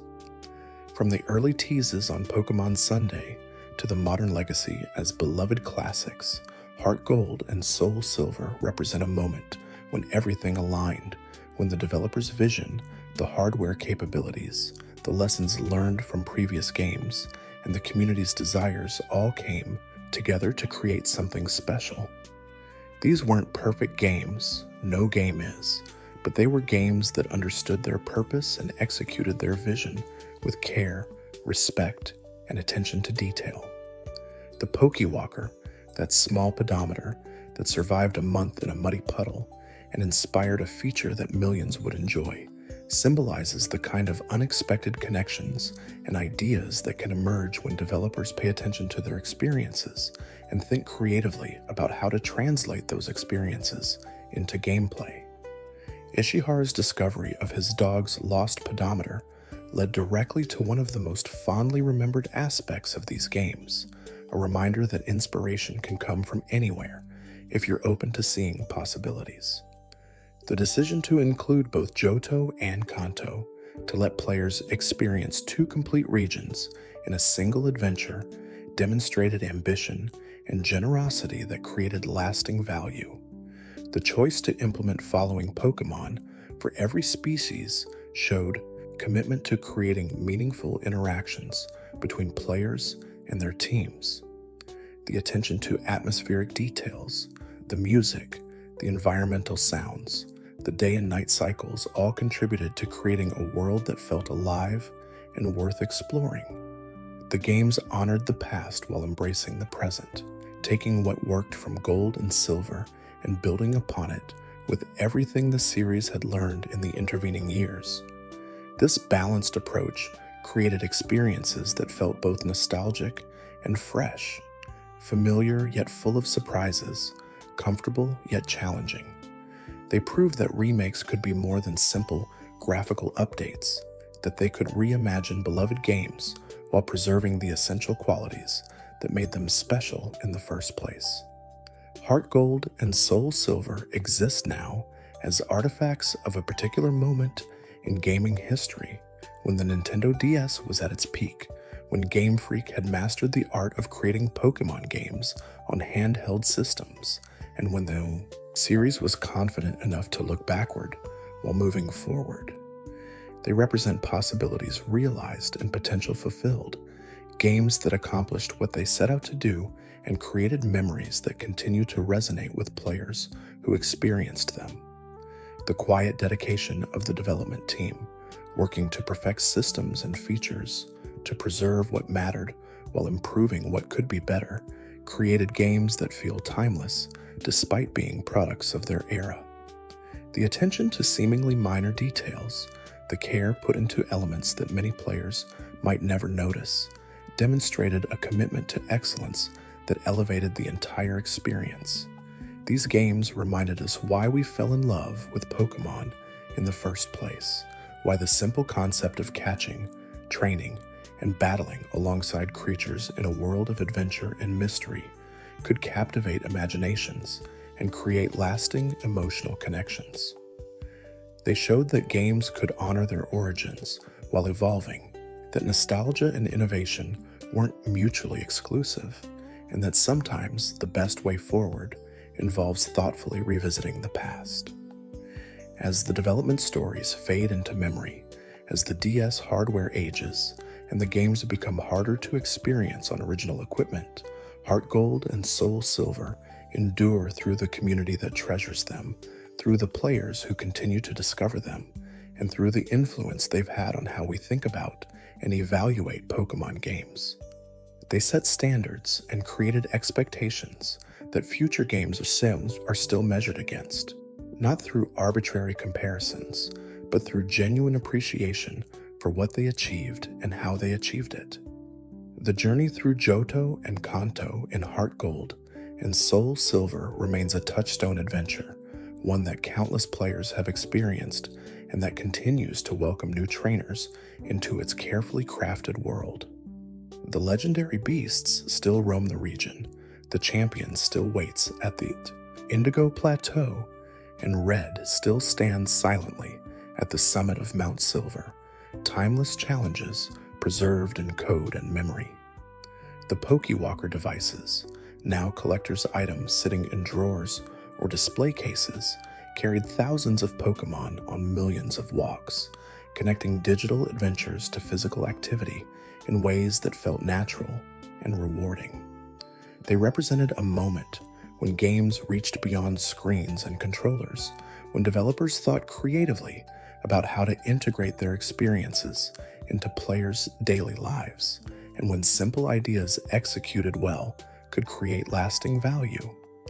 The following Ghost Pokémon feature, letting any creature walk beside you through routes and cities, created countless small moments of connection and personality that accumulated into something meaningful. These weren't elaborate cutscenes or dramatic story beats, just quiet interactions that made the world feel more alive and made your team feel more like companions than tools.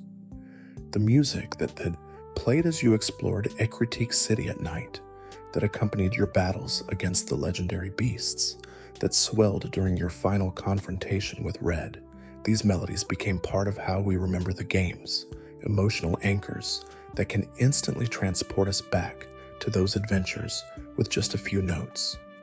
Heart Gold and Soul Silver gave us gifts that extended beyond their runtime, memories and experiences that outlasted the hours spent playing them, lessons about how to create remakes with respect and care, and proof that games could honor the past while embracing progress.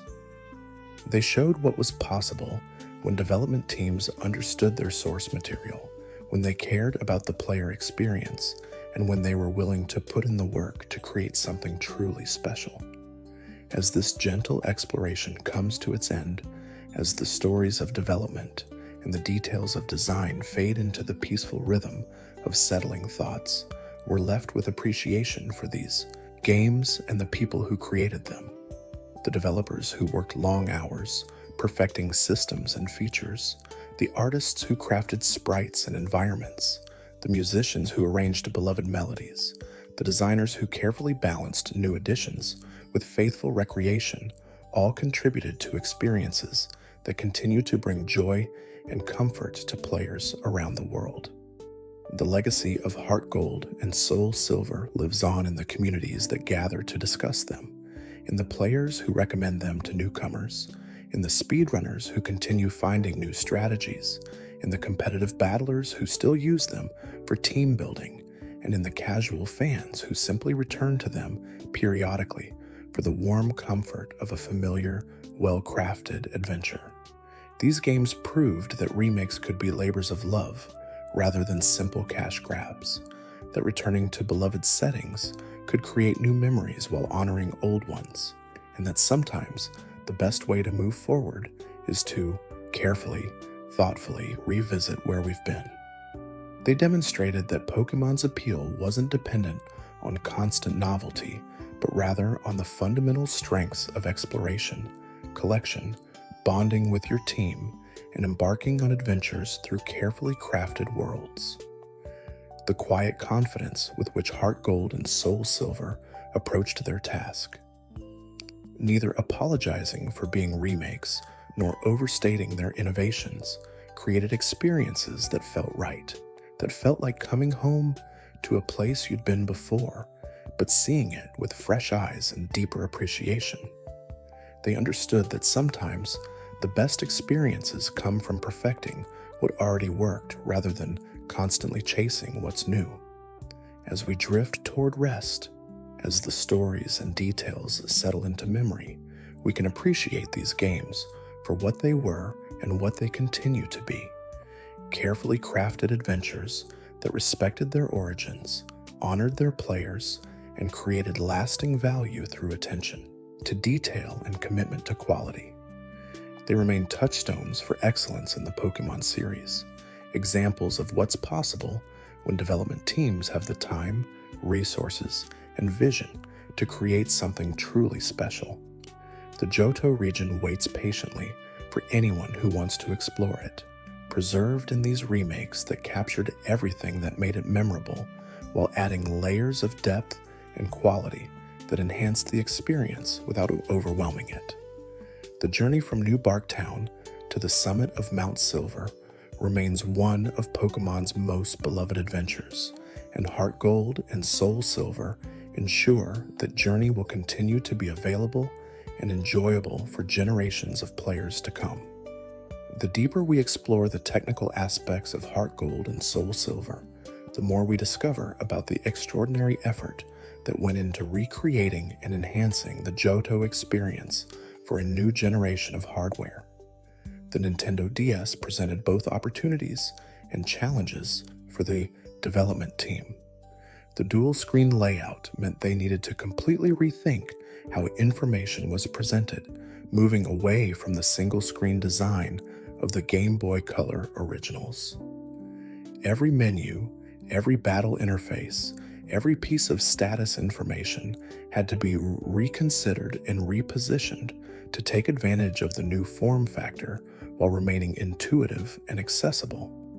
The team made the decision to keep the primary gameplay on the top screen, treating it as the main window into the Pokémon world. This preserved the feeling of the original games, where everything happened in one unified view.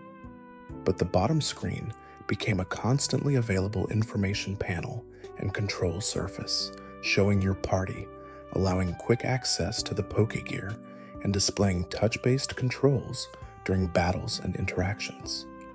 This layout required careful consideration of what information players needed at any given moment. During exploration, the bottom screen showed your party members' current condition, allowing you to see at a glance who needed healing or who might be affected by status conditions. During battles, it displayed move selections and battle options, keeping the top screen clear for the action and animations. The seamless transition between these different modes felt natural, never drawing attention to the technical complexity required to make it work smoothly. The touchscreen capabilities opened up new possibilities for interaction that hadn't existed in the original games. Players could tap directly on menu options rather than navigating with buttons, could draw paths on maps to set destinations, and could interact with Pokémon in their status screens through touch. These weren't revolutionary changes, but they were thoughtful integrations of the DS's capabilities that made the experience feel modern without fundamentally changing how Pokémon games worked. The DS's improved processing power allowed for more complex animations and visual effects than the Game Boy Color could handle. Weather effects like rain, snow, and fog were more detailed and atmospheric, with the individual particles visible and dynamic movement that responded to environmental conditions. Pokémon sprites were larger and more detailed, with smoother animations that gave each creature more personality and presence during battles. The lighting system was particularly impressive, with different times of day rendered through sophisticated palette shifts and shadow effects that created genuine atmosphere. Early morning had a soft, hazy quality with warm tones suggesting sunrise. Midday was bright and clear with high contrast. Evening brought deeper colors and longer shadows. Night transformed the world with darkness punctuated by illuminated windows, streetlights, and the glow from Pokémon centers. These lighting changes weren't just aesthetic flourishes, they affected gameplay by changing which Pokémon appeared in certain areas, which NPCs were available for, interaction, and which events could trigger. The day-night cycle became an integral part of the game's rhythm, encouraging players to experience the world at different times and discover the variations each period brought. The decision to maintain compatibility with the original DS model, rather than requiring the DSi or later hardware, meant the team had to work within specific technical constraints. They couldn't use the DSi's camera or additional processing power, couldn't take advantage of expanded memory, and had to ensure the games ran smoothly on the earliest DS hardware. This democratic approach ensured that anyone with a DS could play the games without needing to upgrade their system. Working within these constraints likely influenced various design decisions, from the Pokéwalker's wireless communication protocol to the complexity of graphical effects to the amount of voice sampling in the audio. The team had to carefully balance ambition with accessibility, creating experiences that pushed the DS hardware while remaining stable and playable across all models. The wireless connectivity between the games and the Pokéwalker represented a significant technical achievement, requiring reliable communication between the DS and a much simpler device with limited processing power and memory. The Pokewalker needed to store Pokemon data, track steps, generate encounters, and then transfer all this information back to the game without errors or data corruption. The protocol they developed for this communication was robust enough to handle interruptions, low battery situations, and the various environmental factors that could interfere with wireless signals. Players could transfer Pokemon to the Pokewalker, take it with them for days or weeks, and then reliably transfer everything back without losing progress or encountering bugs. This reliability was essential, as any data corruption could potentially delete beloved Pokemon or erase hours of gameplay progress.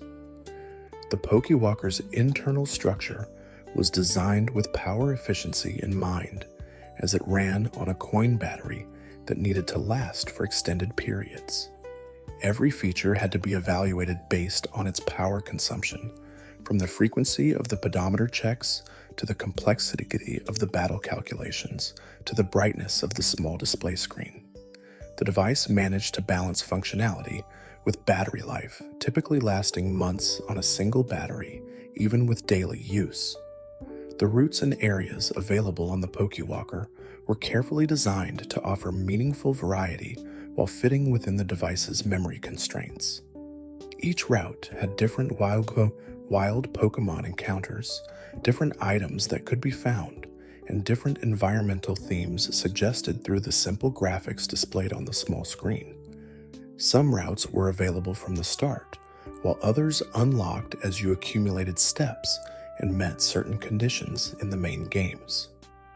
These unlockable routes created progression systems that extended beyond the DS games themselves, giving players long-term goals to work toward through their daily walking. Unlocking all the routes and catching all the Pokemon available through the Pokewalker became a completionist challenge that could take months of regular use, adding substantial longevity to a feature that could have been a simple pedometer. The Pokemon that could be encountered on the Pokewalker included some that were difficult or impossible to obtain through normal gameplay in Heart Gold and Soul Silver. This made the device not just a fun accessory, but a legitimate tool for completing the Pokédex and obtaining rare creatures. Certain legendaries and special Pokemon were only available through Pokewalker routes, creating exclusive content that rewarded players who engaged with the feature regularly. The decision to include these exclusive Pokemon was somewhat controversial among parts of the player base. Some felt it locked content behind a physical barrier, making it impossible for players who lost their Pokewalker or whose device broke to complete their collection. Others appreciated the exclusivity and the way it rewarded engagement with the peripheral. Game Freak's choice reflected their belief that the Pokewalker was an integral part of the Heart Gold and Soul Silver experience rather than an optional extra. As we drift a little deeper tonight, we discover more about how the game's internal structure and programming reveal the care taken in their development. The way Heart Gold and Soul Silver handled save data demonstrated thoughtful design around preserving player progress and preventing corruption. The games used multiple save slots internally, creating backup copies of important data that could be used for recovery if the primary save became corrupted. This redundancy added security for players who had invested dozens or hundreds of hours into their adventure, protecting against the heartbreak of losing everything to a technical failure. The save structure had to account for more complex data than the original Gold and Silver, tracking additional Pokemon from newer generations, recording data for features like the Pokeathlon and Safari Zone customization, maintaining friendship and affection values for following Pokemon interactions, and storing all the various flags and switches that determined which events had been completed and which areas had been unlocked. The team implemented this expanded save system efficiently, ensuring that saving and loading remained quick despite the increased complexity. Players didn't experience the significant wait times when saving their progress, and the games loaded rapidly when starting up. This attention to technical performance, while invisible to most players, contributed significantly to the overall polish and professional feel of the final product. The programming for the following Pokémon feature revealed the level of detail the developers pursued. Each Pokémon didn't just have a single walking sprite, but rather multiple frames of animation that cycled as they moved behind the player. The sprites were designed to match each Pokémon's personality and movement style, with flying types hovering slightly above the ground, serpentine Pokémon slithering, quadrupeds walking naturally, and bipeds matching their body proportions. Beyond the visual animations, each Pokémon had unique dialogue responses when you talked to them in different locations. The games checked your current environment and your Pokémon's condition, then selected appropriate text from a large database of possible responses. A fire-type Pokémon might express discomfort in rainy areas, while a water type might seem happier near bodies of water. Pokémon with high friendship showed more enthusiastic responses, while those with low friendship were more distant or irritable. These contextual responses required extensive text writing, with hundreds of variations crafted to cover the different combinations of Pokémon types, personalities, locations, and relationship statuses. The writers had to maintain consistent characterization across all these variations while keeping the text concise enough to display comfortably on the small DS screens. This textual detail added layers of personality that made the following feature feel more alive than a simple cosmetic addition. The decision to allow any Pokémon to follow you, rather than restricting it to specific species or types, created technical challenges around scale and proportion. Larger Pokémon, like Wailord or Onix, had to be represented in ways that fit the game's perspective while still being recognizable. The team couldn't display them at true scale without overwhelming the screen, so they carefully designed sprites that suggested appropriate size differences while maintaining visual clarity and aesthetic consistency. Smaller Pokémon, like Joltik or Diglett, presented opposite challenges, needing to be visible and identifiable despite their tiny proportions. The sprites had to be large enough to read clearly, but small enough to feel appropriately scaled compared to larger species. Finding this balance required artistic skill and numerous iterations to get right, with sprites being tested in various environments and lighting conditions to ensure they always remained visible and attractive. The game's AI for trainer battles had been refined significantly from the original Gold and Silver, incorporating lessons learned from subsequent generations of Pokémon games. Trainers made smarter decisions about when to switch Pokémon, used held items more strategically, and selected moves based on type effectiveness and tactical situations rather than random choice. This made battles more challenging and engaging, requiring players to think more carefully about their strategies rather than simply overpowering opponents through level advantages. The Elite Four and Champion battles were particularly notable for their improved AI, with these trainers using competitive strategies that mimicked what skilled human players might employ. They set up entry hazards, used stat-boosting moves strategically, switched Pokémon to gain advantageous matchups, and generally played in ways that created genuine challenges even for experienced players with well-trained teams. The Wild Pokémon AI, while simpler than trainer AI by design, also showed refinement in how creatures behaved during battle. Different species had different tendencies, with aggressive Pokémon more likely to attack, while defensive types might boost stats or use status moves.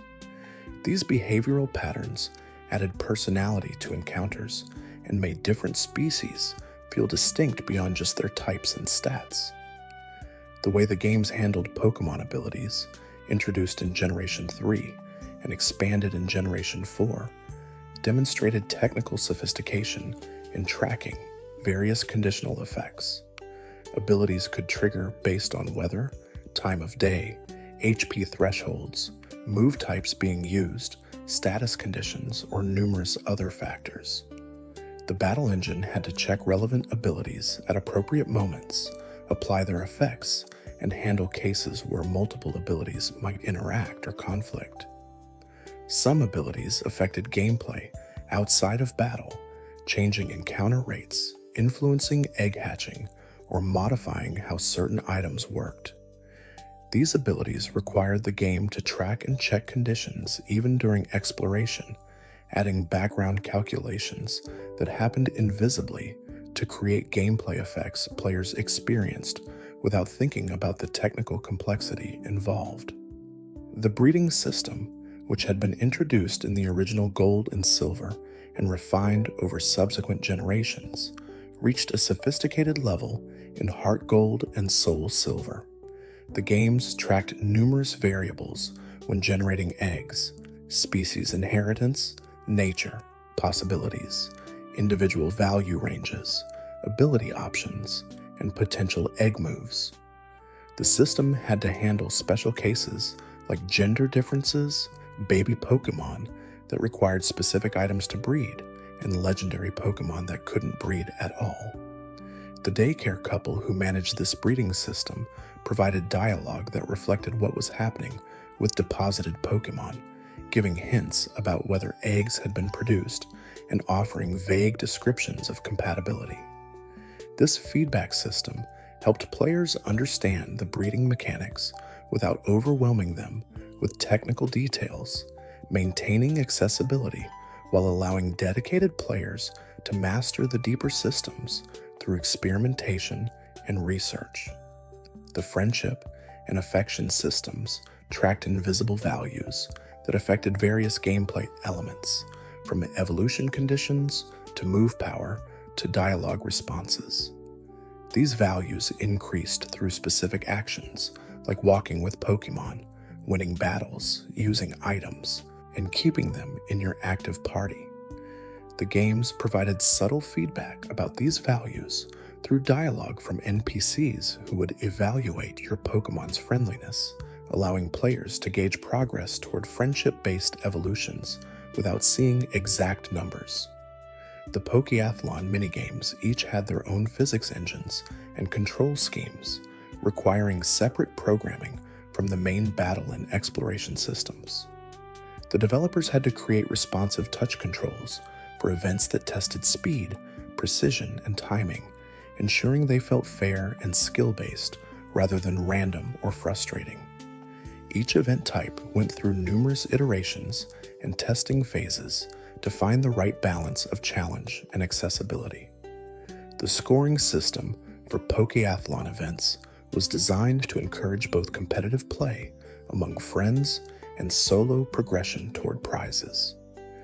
Players could see how their scores compared to others while also earning points individually that accumulated toward unlocking rewards.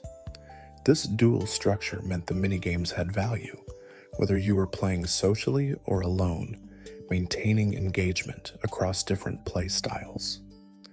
The Safari Zone customization system allowed players to place blocks and objects in different areas to attract specific Pokémon types. This system required tracking the state of multiple zones, calculating which Pokémon appeared based on current configurations, and providing feedback about how changes affected encounter tables. Players could experiment with different layouts to create ideal hunting grounds for completing their Pokédex or finding Pokémon with specific characteristics. The block placement system had rules about what could be placed where, how many of each object type could exist in a zone, and how different objects interacted to create habitats suitable for different Pokémon. These rules were complex enough to allow strategic depth while remaining comprehensible enough that players could learn them through experimentation. The Safari Zone attendants provided hints and guidance without fully explaining the system, maintaining a sense of discovery and player agency. The game's music system could layer different tracks and swap between variations based on gameplay context, creating dynamic soundscapes that responded to what was happening. Battle music would change when Pokémon reached low HP. City themes had different arrangements for day and night, and certain story events triggered musical variations that heightened emotional impact. The sound team composed entirely new arrangements of Gold and Silver's soundtrack while remaining faithful to the original melodies and harmonic structures. They added instruments, extended sections, refined compositions, and generally enhanced the music while preserving what made it memorable. This balance between innovation and preservation created a soundtrack that felt both familiar and fresh, evoking nostalgia while demonstrating the evolution of the series' audio capabilities. The sound effects were similarly refined, with improved samples for Pokémon cries, more impactful attack sounds, and environmental audio that added atmosphere to different locations. The DS's audio hardware allowed for higher quality samples than the Game Boy Color, enabling richer, more detailed sound design that enhanced immersion without becoming distracting or overwhelming. Slowly, the story widens to encompass the various regional differences and version-exclusive content that added variety to the experience. Heart Gold and Soul Silver, like most Pokémon games, had version-exclusive Pokémon that could only be obtained in one version or the other. This encouraged trading between players and created slight differences in the experiences depending on which version you chose. Ho-Oh was more prominently featured in Heart Gold, appearing earlier and at a lower level, while Lugia took that role in Soul Silver. Beyond the legendary mascots, various other Pokémon appeared more frequently or exclusively in one version. Certain routes had different encounter tables, Safari Zone. Pokémon varied between versions, and some gift Pokémon differed based on your cartridge. These differences weren't so extreme as to lock essential content behind version exclusivity, but they were significant enough to create distinct playthroughs and give players reasons to trade with friends or own both versions. The version differences extended to some story elements and NPC dialogue, with subtle variations in how events played out or what characters said, depending on which game you were playing. These changes were mostly cosmetic, but added to the feeling that each version offered a slightly different lens on the same fundamental story. The game supported connectivity with Diamond, Pearl, and Platinum, allowing Pokémon to be transferred from the Sinnoh games to Johto. This migration path meant players could bring forward their teams from the previous generation, complete regional Pokédexes more easily, and create mixed teams of Pokémon from different regions. The transfer process required 2 DS systems and went through specific locations in each game, maintaining some ceremonial weight to the act of bringing Pokémon forward. This connectivity also enabled competitive battlers to move Pokémon between games to access different move tutors and training resources. Heart Gold and Soul Silver had exclusive move tutors that could teach certain attacks unavailable in Sinnoh, while Diamond, Pearl, and Platinum had their own unique options. Serious players would transfer Pokémon back and forth to build optimal movesets for competitive battles. The Wi-Fi connection features allowed players to battle and trade with others around the world, not just locally with friends nearby. This global connectivity expanded the multiplayer experience significantly, letting players in different countries interact and exchange Pokémon. The Global Trade Station enabled asynchronous trading where you could deposit Pokémon requesting specific species in return, then check back later to see if anyone had completed the trade. These online features required server infrastructure that Nintendo maintained for years after the game's release, allowing the full multiplayer experience to continue long after initial launch. The eventual closure of the Nintendo Wi-Fi connection service years later ended these online features, but during their active period, they created a global community of players connected through shared interest in Pokémon.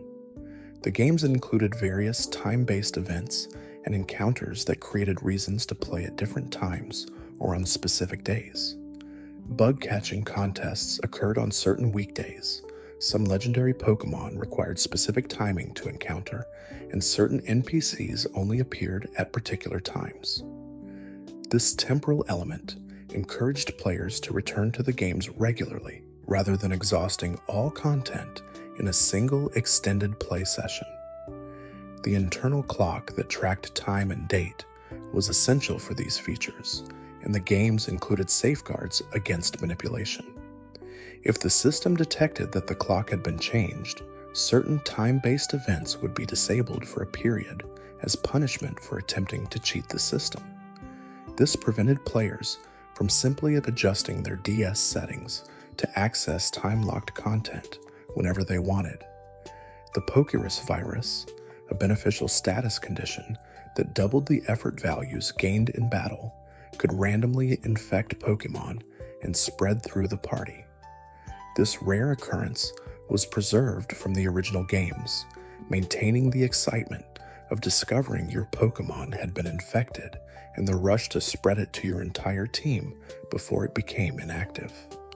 The virus mechanics were invisible to most players, who might never encounter Pokerus during normal playthroughs, but dedicated players who understood its benefits actively sought it or traded for infected Pokémon. The Mystery Gift feature allowed the distribution of event Pokémon, special items, and promotional content through wireless download at participating retailers or through Wi-Fi events. This distribution method created special moments where players could obtain otherwise unavailable legendary Pokémon or unique items, adding collector value and creating shared experiences when events launched. Some of these event distributions were tied to movies or other Pokémon media releases, creating cross-promotional opportunities that connected the games to the broader Pokémon franchise. Players who attended theatrical releases of Pokémon movies might receive download codes for event Pokémon, integrating their movie experience with their game progress.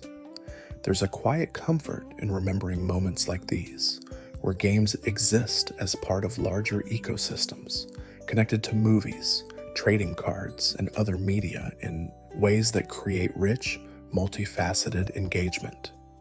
As we drift a little deeper tonight, we discover more about the specific Pokémon encounters and how they were distributed across the regions. The wild Pokémon available in Heart Gold and Soul Silver represented a carefully curated selection from multiple generations, chosen to populate Johto and Kanto with appropriate species while maintaining the regional identity of each area. Some locations kept their original encounters from Gold and Silver, while others were enhanced with Pokémon from generations 3 and 4 that fit thematically with the environment. Routes near the beginning of the game featured common Pokémon appropriate for new trainers, species with manageable power levels, and straightforward evolution paths. As players progressed deeper into Johto, the wild encounters became more diverse and powerful, reflecting the increasing challenge level and encouraging team building and strategic type coverage. Certain areas became known as ideal grinding locations due to their Pokémon levels and experience yields, with players sharing information about the most efficient places to train. The game's encounter design created natural progression paths while allowing flexibility for players who wanted to overlevel their teams or catch specific Pokémon for their lineups.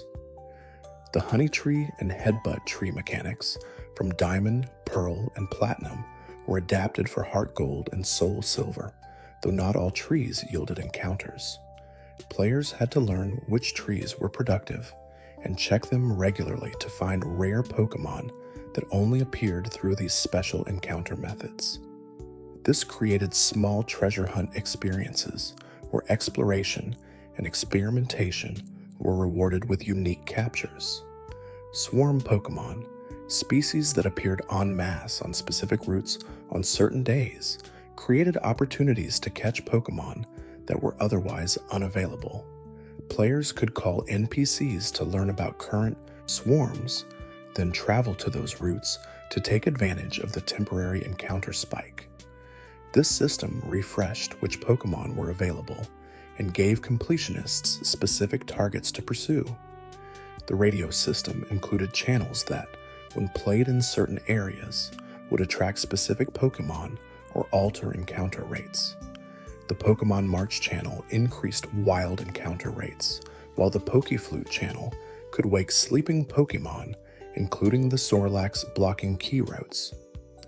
These radio-based mechanics added layers to exploration and created reasons to experiment with different channels in different locations. The dual slot mode, where inserting specific Game Boy Advance cartridges into the DS's second cartridge slot would unlock certain Pokémon, created connections to the previous handheld generation. Players who owned Ruby, Sapphire, Emerald, Fire Red, or Leaf Green could insert these cartridges alongside their Heart Gold or Soul Silver cartridge to change which Pokémon appeared in specific areas. This mode made certain species available that couldn't be caught otherwise without trading. The dual slot feature represented a transitional mechanic as the series moved away from the Game Boy Advance, acknowledging that many players still owned those games while creating incentives to keep them even as the DS library grew. It was a form of backwards compatibility that added value to older cartridges beyond just nostalgia. The legendary Pokémon encounters were designed as climactic moments with appropriate build-up and ceremony. Each legendary had its own story presence, whether through the main plot, side quests, or hidden secrets that players could discover through exploration and experimentation. The games made these encounters feel earned rather than simply placing powerful Pokémon in random caves waiting to be found. The roaming legendary beasts required specific strategies to encounter and catch, creating challenging hunts that tested player patience and preparation. The games provided subtle hints about the beasts' locations through Pokégear features, but tracking them down required understanding their movement patterns and planning encounter strategies carefully. Capturing roaming Pokémon before they fled required careful consideration of move choices, ability selection, and item usage. Players developed various strategies, from using Mean Look to prevent fleeing to inflicting sleep status to buying time for repeated capture attempts. The community shared these strategies, creating collective knowledge about the best approaches to difficult catches.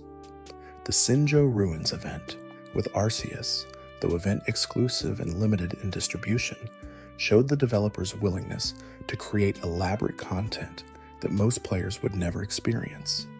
The event's existence in the games, even when largely inaccessible, demonstrated a commitment to rewarding dedicated fans who participated in distribution events.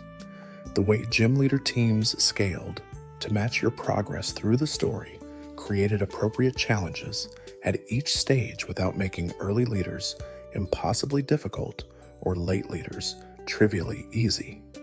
Each gym leader had a distinct strategy reflecting their type specialization, requiring players to prepare counter strategies and build balanced teams rather than relying on a single, overpowered Pokémon to sweep through all opponents.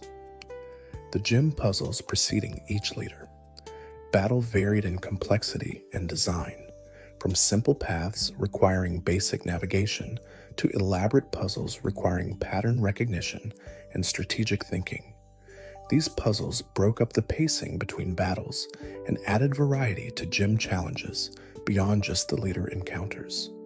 The Elite Four and Champion represented the ultimate test of team building and strategic depth, with 5 consecutive battles against skilled trainers using powerful, well-constructed teams. Players couldn't heal between battles except through items, creating resource management challenges where move PP, held item usage, and HP preservation all mattered significantly. Defeating the Elite Four and becoming champion marked the transition point between the main story and the post-game content, opening up new areas and challenges while providing a sense of achievement and completion. The Hall of Fame recorded your championship teams, creating a permanent record of which Pokémon you used to reach this milestone. The Kanto gym leaders, while using lower-level teams than the Elite Four, still provided meaningful challenges with strategies reflecting their specializations. Blue, the final gym leader, used a balanced team without type specialization, reflecting his status as a former champion who understood the value of type diversity. Collecting all 16 badges, 8 from Johto and 8 from Kanto, required thorough exploration of both regions and triumph over numerous challenging battles. This achievement opened Mount Silver and the opportunity to challenge Red, creating a progression path that felt appropriately epic for a 2-region adventure. The trainer rematches available through the Pokégear phone system allowed players to battle gym leaders and other significant trainers again with higher-level teams.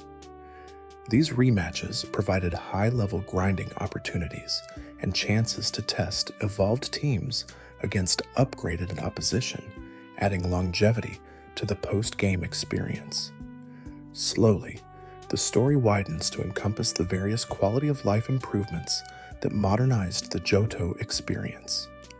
The TM system had been revised significantly since Gold and Silver, with TMs becoming unlimited use rather than single-use items in this generation. Wait, actually, TMs in Heart Gold and Soul Silver were still single-use. The unlimited TM change wouldn't come until Black and White. Heart Gold and Soul Silver maintained the traditional single-use TM system, making players choose carefully about which Pokémon to teach each TM and pose, encouraging strategic resource management. This meant that powerful TMs like Earthquake, Thunderbolt, or Ice Beam couldn't be casually distributed across entire teams without purchasing or finding multiple copies. Players had to prioritize which team members most needed specific moves, creating meaningful decisions about team building and move set optimization. HMs, the field moves required to navigate certain areas, also remained mandatory team slots in Heart Gold and Soul Silver. Pokémon needed to know Surf, Strength, Rock Climb, and other HMs to access various locations, creating the familiar dilemma of whether to dedicate team slots to HM users or maintain a separate Pokémon specifically for field navigation. The Pokémon Box storage system had been refined from the original games, with more intuitive organization options and the ability to move multiple Pokémon simultaneously. Players could create custom box wallpapers and organize their collection across numerous boxes, each capable of holding 30 Pokémon. This expanded storage capacity was essential given the much larger Pokédex of catchable species compared to the original Gold and Silver. The interface for PC box management used touchscreen controls that made organizing boxes more efficient than the button-based controls of previous generations. Players could drag and drop Pokémon between slots, quickly swap team members, and navigate their collection with stylus gestures that felt natural and responsive. The games included various tutorial NPCs and optional help features that explained mechanics without being intrusive. New players could learn about type effectiveness, status conditions, held items, and other systems through optional conversations, while experienced players could skip these explanations and proceed at their own pace. The save system allowed players to save anywhere outside of battle or special sequences, providing flexibility in how they managed their play sessions. The quick save times meant saving regularly became a painless habit rather than an occasional chore, reducing the risk of losing progress to dead batteries or unexpected interruptions. The presentation of menus and interface elements showed refinement and clarity in aesthetic design, with information presented logically and attractively. The games maintained the clean, readable interface design that had characterized Pokémon games, while taking advantage of the DS's improved graphics capabilities to add detail and polish.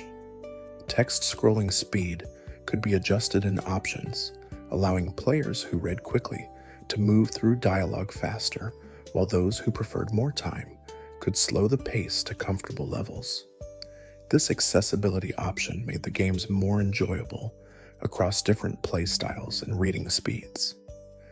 The bag organization system divided items into categories, making it easier to find specific items during critical moments like battles or trades. Healing items, balls, TMs, and key items all had separate pockets, reducing scroll time and allowing quick access to frequently used items. The held item feature, where Pokémon could carry items that activated automatically or provided passive benefits, created additional strategic depth in team building and battle planning. The games included a wide variety of held items with different effects, from type boosting plates to status healing berries to items that activated under specific conditions. The game's difficulty curve was carefully designed to provide appropriate challenge without becoming frustrating, with level progression through the story creating natural rhythm between exploration and team training. Players rarely needed to grind extensively unless they wanted to overlevel their teams, as normal progression through routes and trainer battles provided sufficient experience to keep teams competitive. The way gym leaders and significant trainers were spaced throughout the story created a regular cadence of major challenges, preventing long stretches without memorable battles, while allowing time for exploration and team building between climactic encounters. There's a quiet comfort in remembering moments like these, where game design focused on player respect and quality experience rather than artificial difficulty or time-wasting mechanics. As night deepens and we drift toward the end of this gentle exploration, we find ourselves reflecting on the community reception and lasting influence of Heart Gold and Soul Silver. When reviews appeared around the game's release, critics universally praised the remakes for their faithfulness to the source material combined with thoughtful modern enhancements. Many reviews highlighted the Pokewalker as a standout feature that added unique value, the following Pokemon system as a long-requested addition that exceeded expectations, and the overall polish as evidence of a development team that understood their assignment to player. Reactions were similarly positive, with community forums and discussion boards filled with appreciation for the game's quality and attention to detail. Longtime fans expressed satisfaction with how the remakes honored their memories of the original Gold and Silver while creating new, positive experiences. Newcomers to the Johto region found the games accessible and engaging, demonstrating that the remakes succeeded both as nostalgia pieces and as standalone quality games. The longevity of positive sentiment toward Heart Gold and Soul Silver has been remarkable, with the games frequently topping fan polls about favorite Pokémon games or best remakes. This sustained appreciation suggests the games achieved something beyond temporary success, creating experiences that continued rewarding players years after initial release. The speedrunning community embraced Heart Gold and Soul Silver with enthusiasm, developing categories for different completion goals and discovering routing optimizations that showcased deep knowledge of the game's mechanics. The complexity of routing a 2-region speedrun, managing luck-based encounters, and executing strategies efficiently created compelling competitive challenges.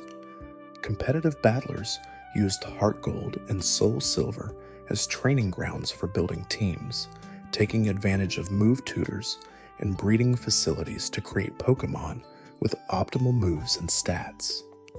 The game's position in the 4th generation competitive scene made them valuable tools for serious players participating in tournaments. Casual players shared countless personal stories about their adventures through Johto and Kanto, the teams they built, the challenges they overcame, and the memories they created. These narratives accumulated into collective mythology around the games, shared experiences that bound the community together through common reference points and mutual appreciation. The games inspired artistic creativity across multiple mediums, with fan artists creating interpretations of key scenes, locations, and characters. Musicians arranged and remixed the soundtrack, creating covers and reinterpretations that honored the original compositions while showcasing individual creative voices. Writers crafted fan fiction exploring character backgrounds and alternative story paths, expanding the narrative universe in directions the official games didn't explore. The modding community developed ROM hacks and modifications that altered various aspects of the games, from difficulty adjustments to complete overhauls that transformed the experience while building on Heart Gold and Soul Silver's foundation. These projects demonstrated both technical skill and creative vision, showing how the games could be adapted and reimagined while maintaining core identity. The preservation of Heart Gold and Soul Silver has become increasingly important as the original DS hardware ages and physical cartridges become harder to find in good condition. Digital preservation efforts ensure that future generations can experience these games even as original formats become obsolete or prohibitively expensive.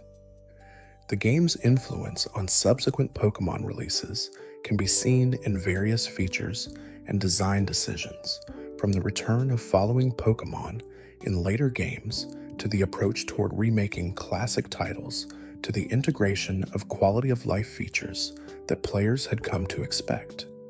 Heart Gold and Soul Silver set precedents that shaped expectations and influenced development priorities. The Pokewalker, despite never returning in exactly the same form, established ideas about connecting Pokémon games to physical activity and real-world engagement that influenced later projects like Pokémon Go and the Pokéball Plus accessory. The concept of taking Pokémon with you beyond the console or handheld continued to resonate in subsequent hardware and software.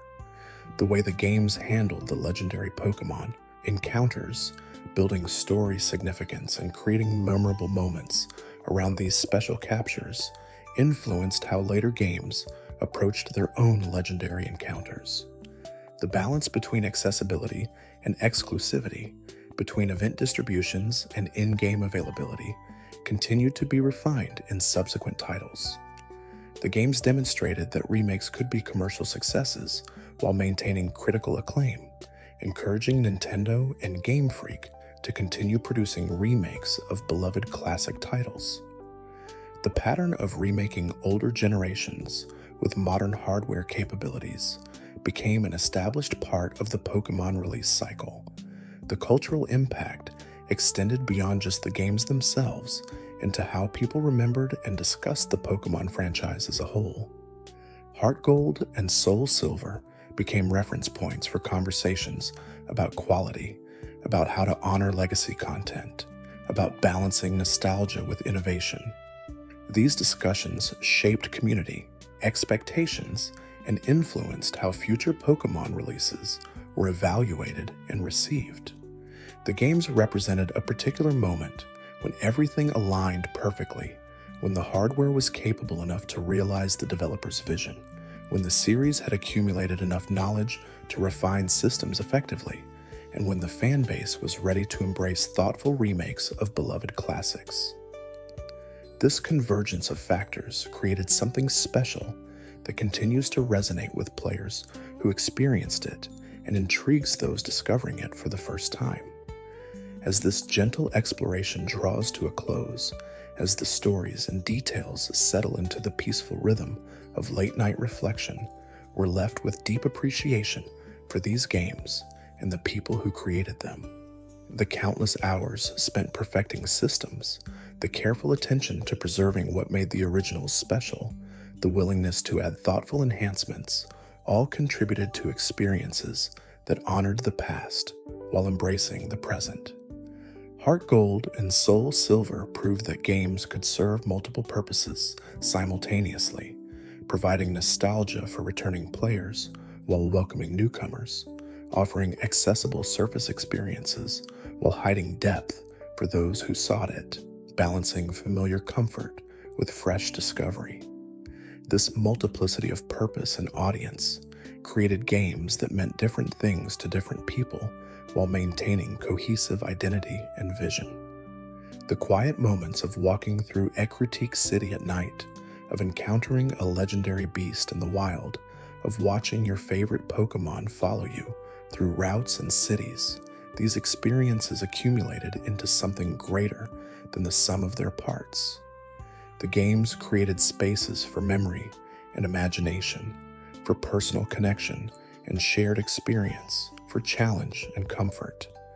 As we drift toward rest, as the journey through development stories and design decisions fades into the gentle embrace of sleep, the Johto region remains there, preserved in these remakes, waiting patiently for anyone who wants to explore it. The routes still stretch between cities, the legendary Pokémon still wait in their hidden locations, and Red still stands silently at the summit of Mount Silver, eternal challenges in a world that continues to welcome trainers new and old. Thanks for watching. If you enjoyed drifting through these quiet moments, there's another video waiting on the left of your screen. Let it play while you rest. You might discover something gentle before sleep takes you again.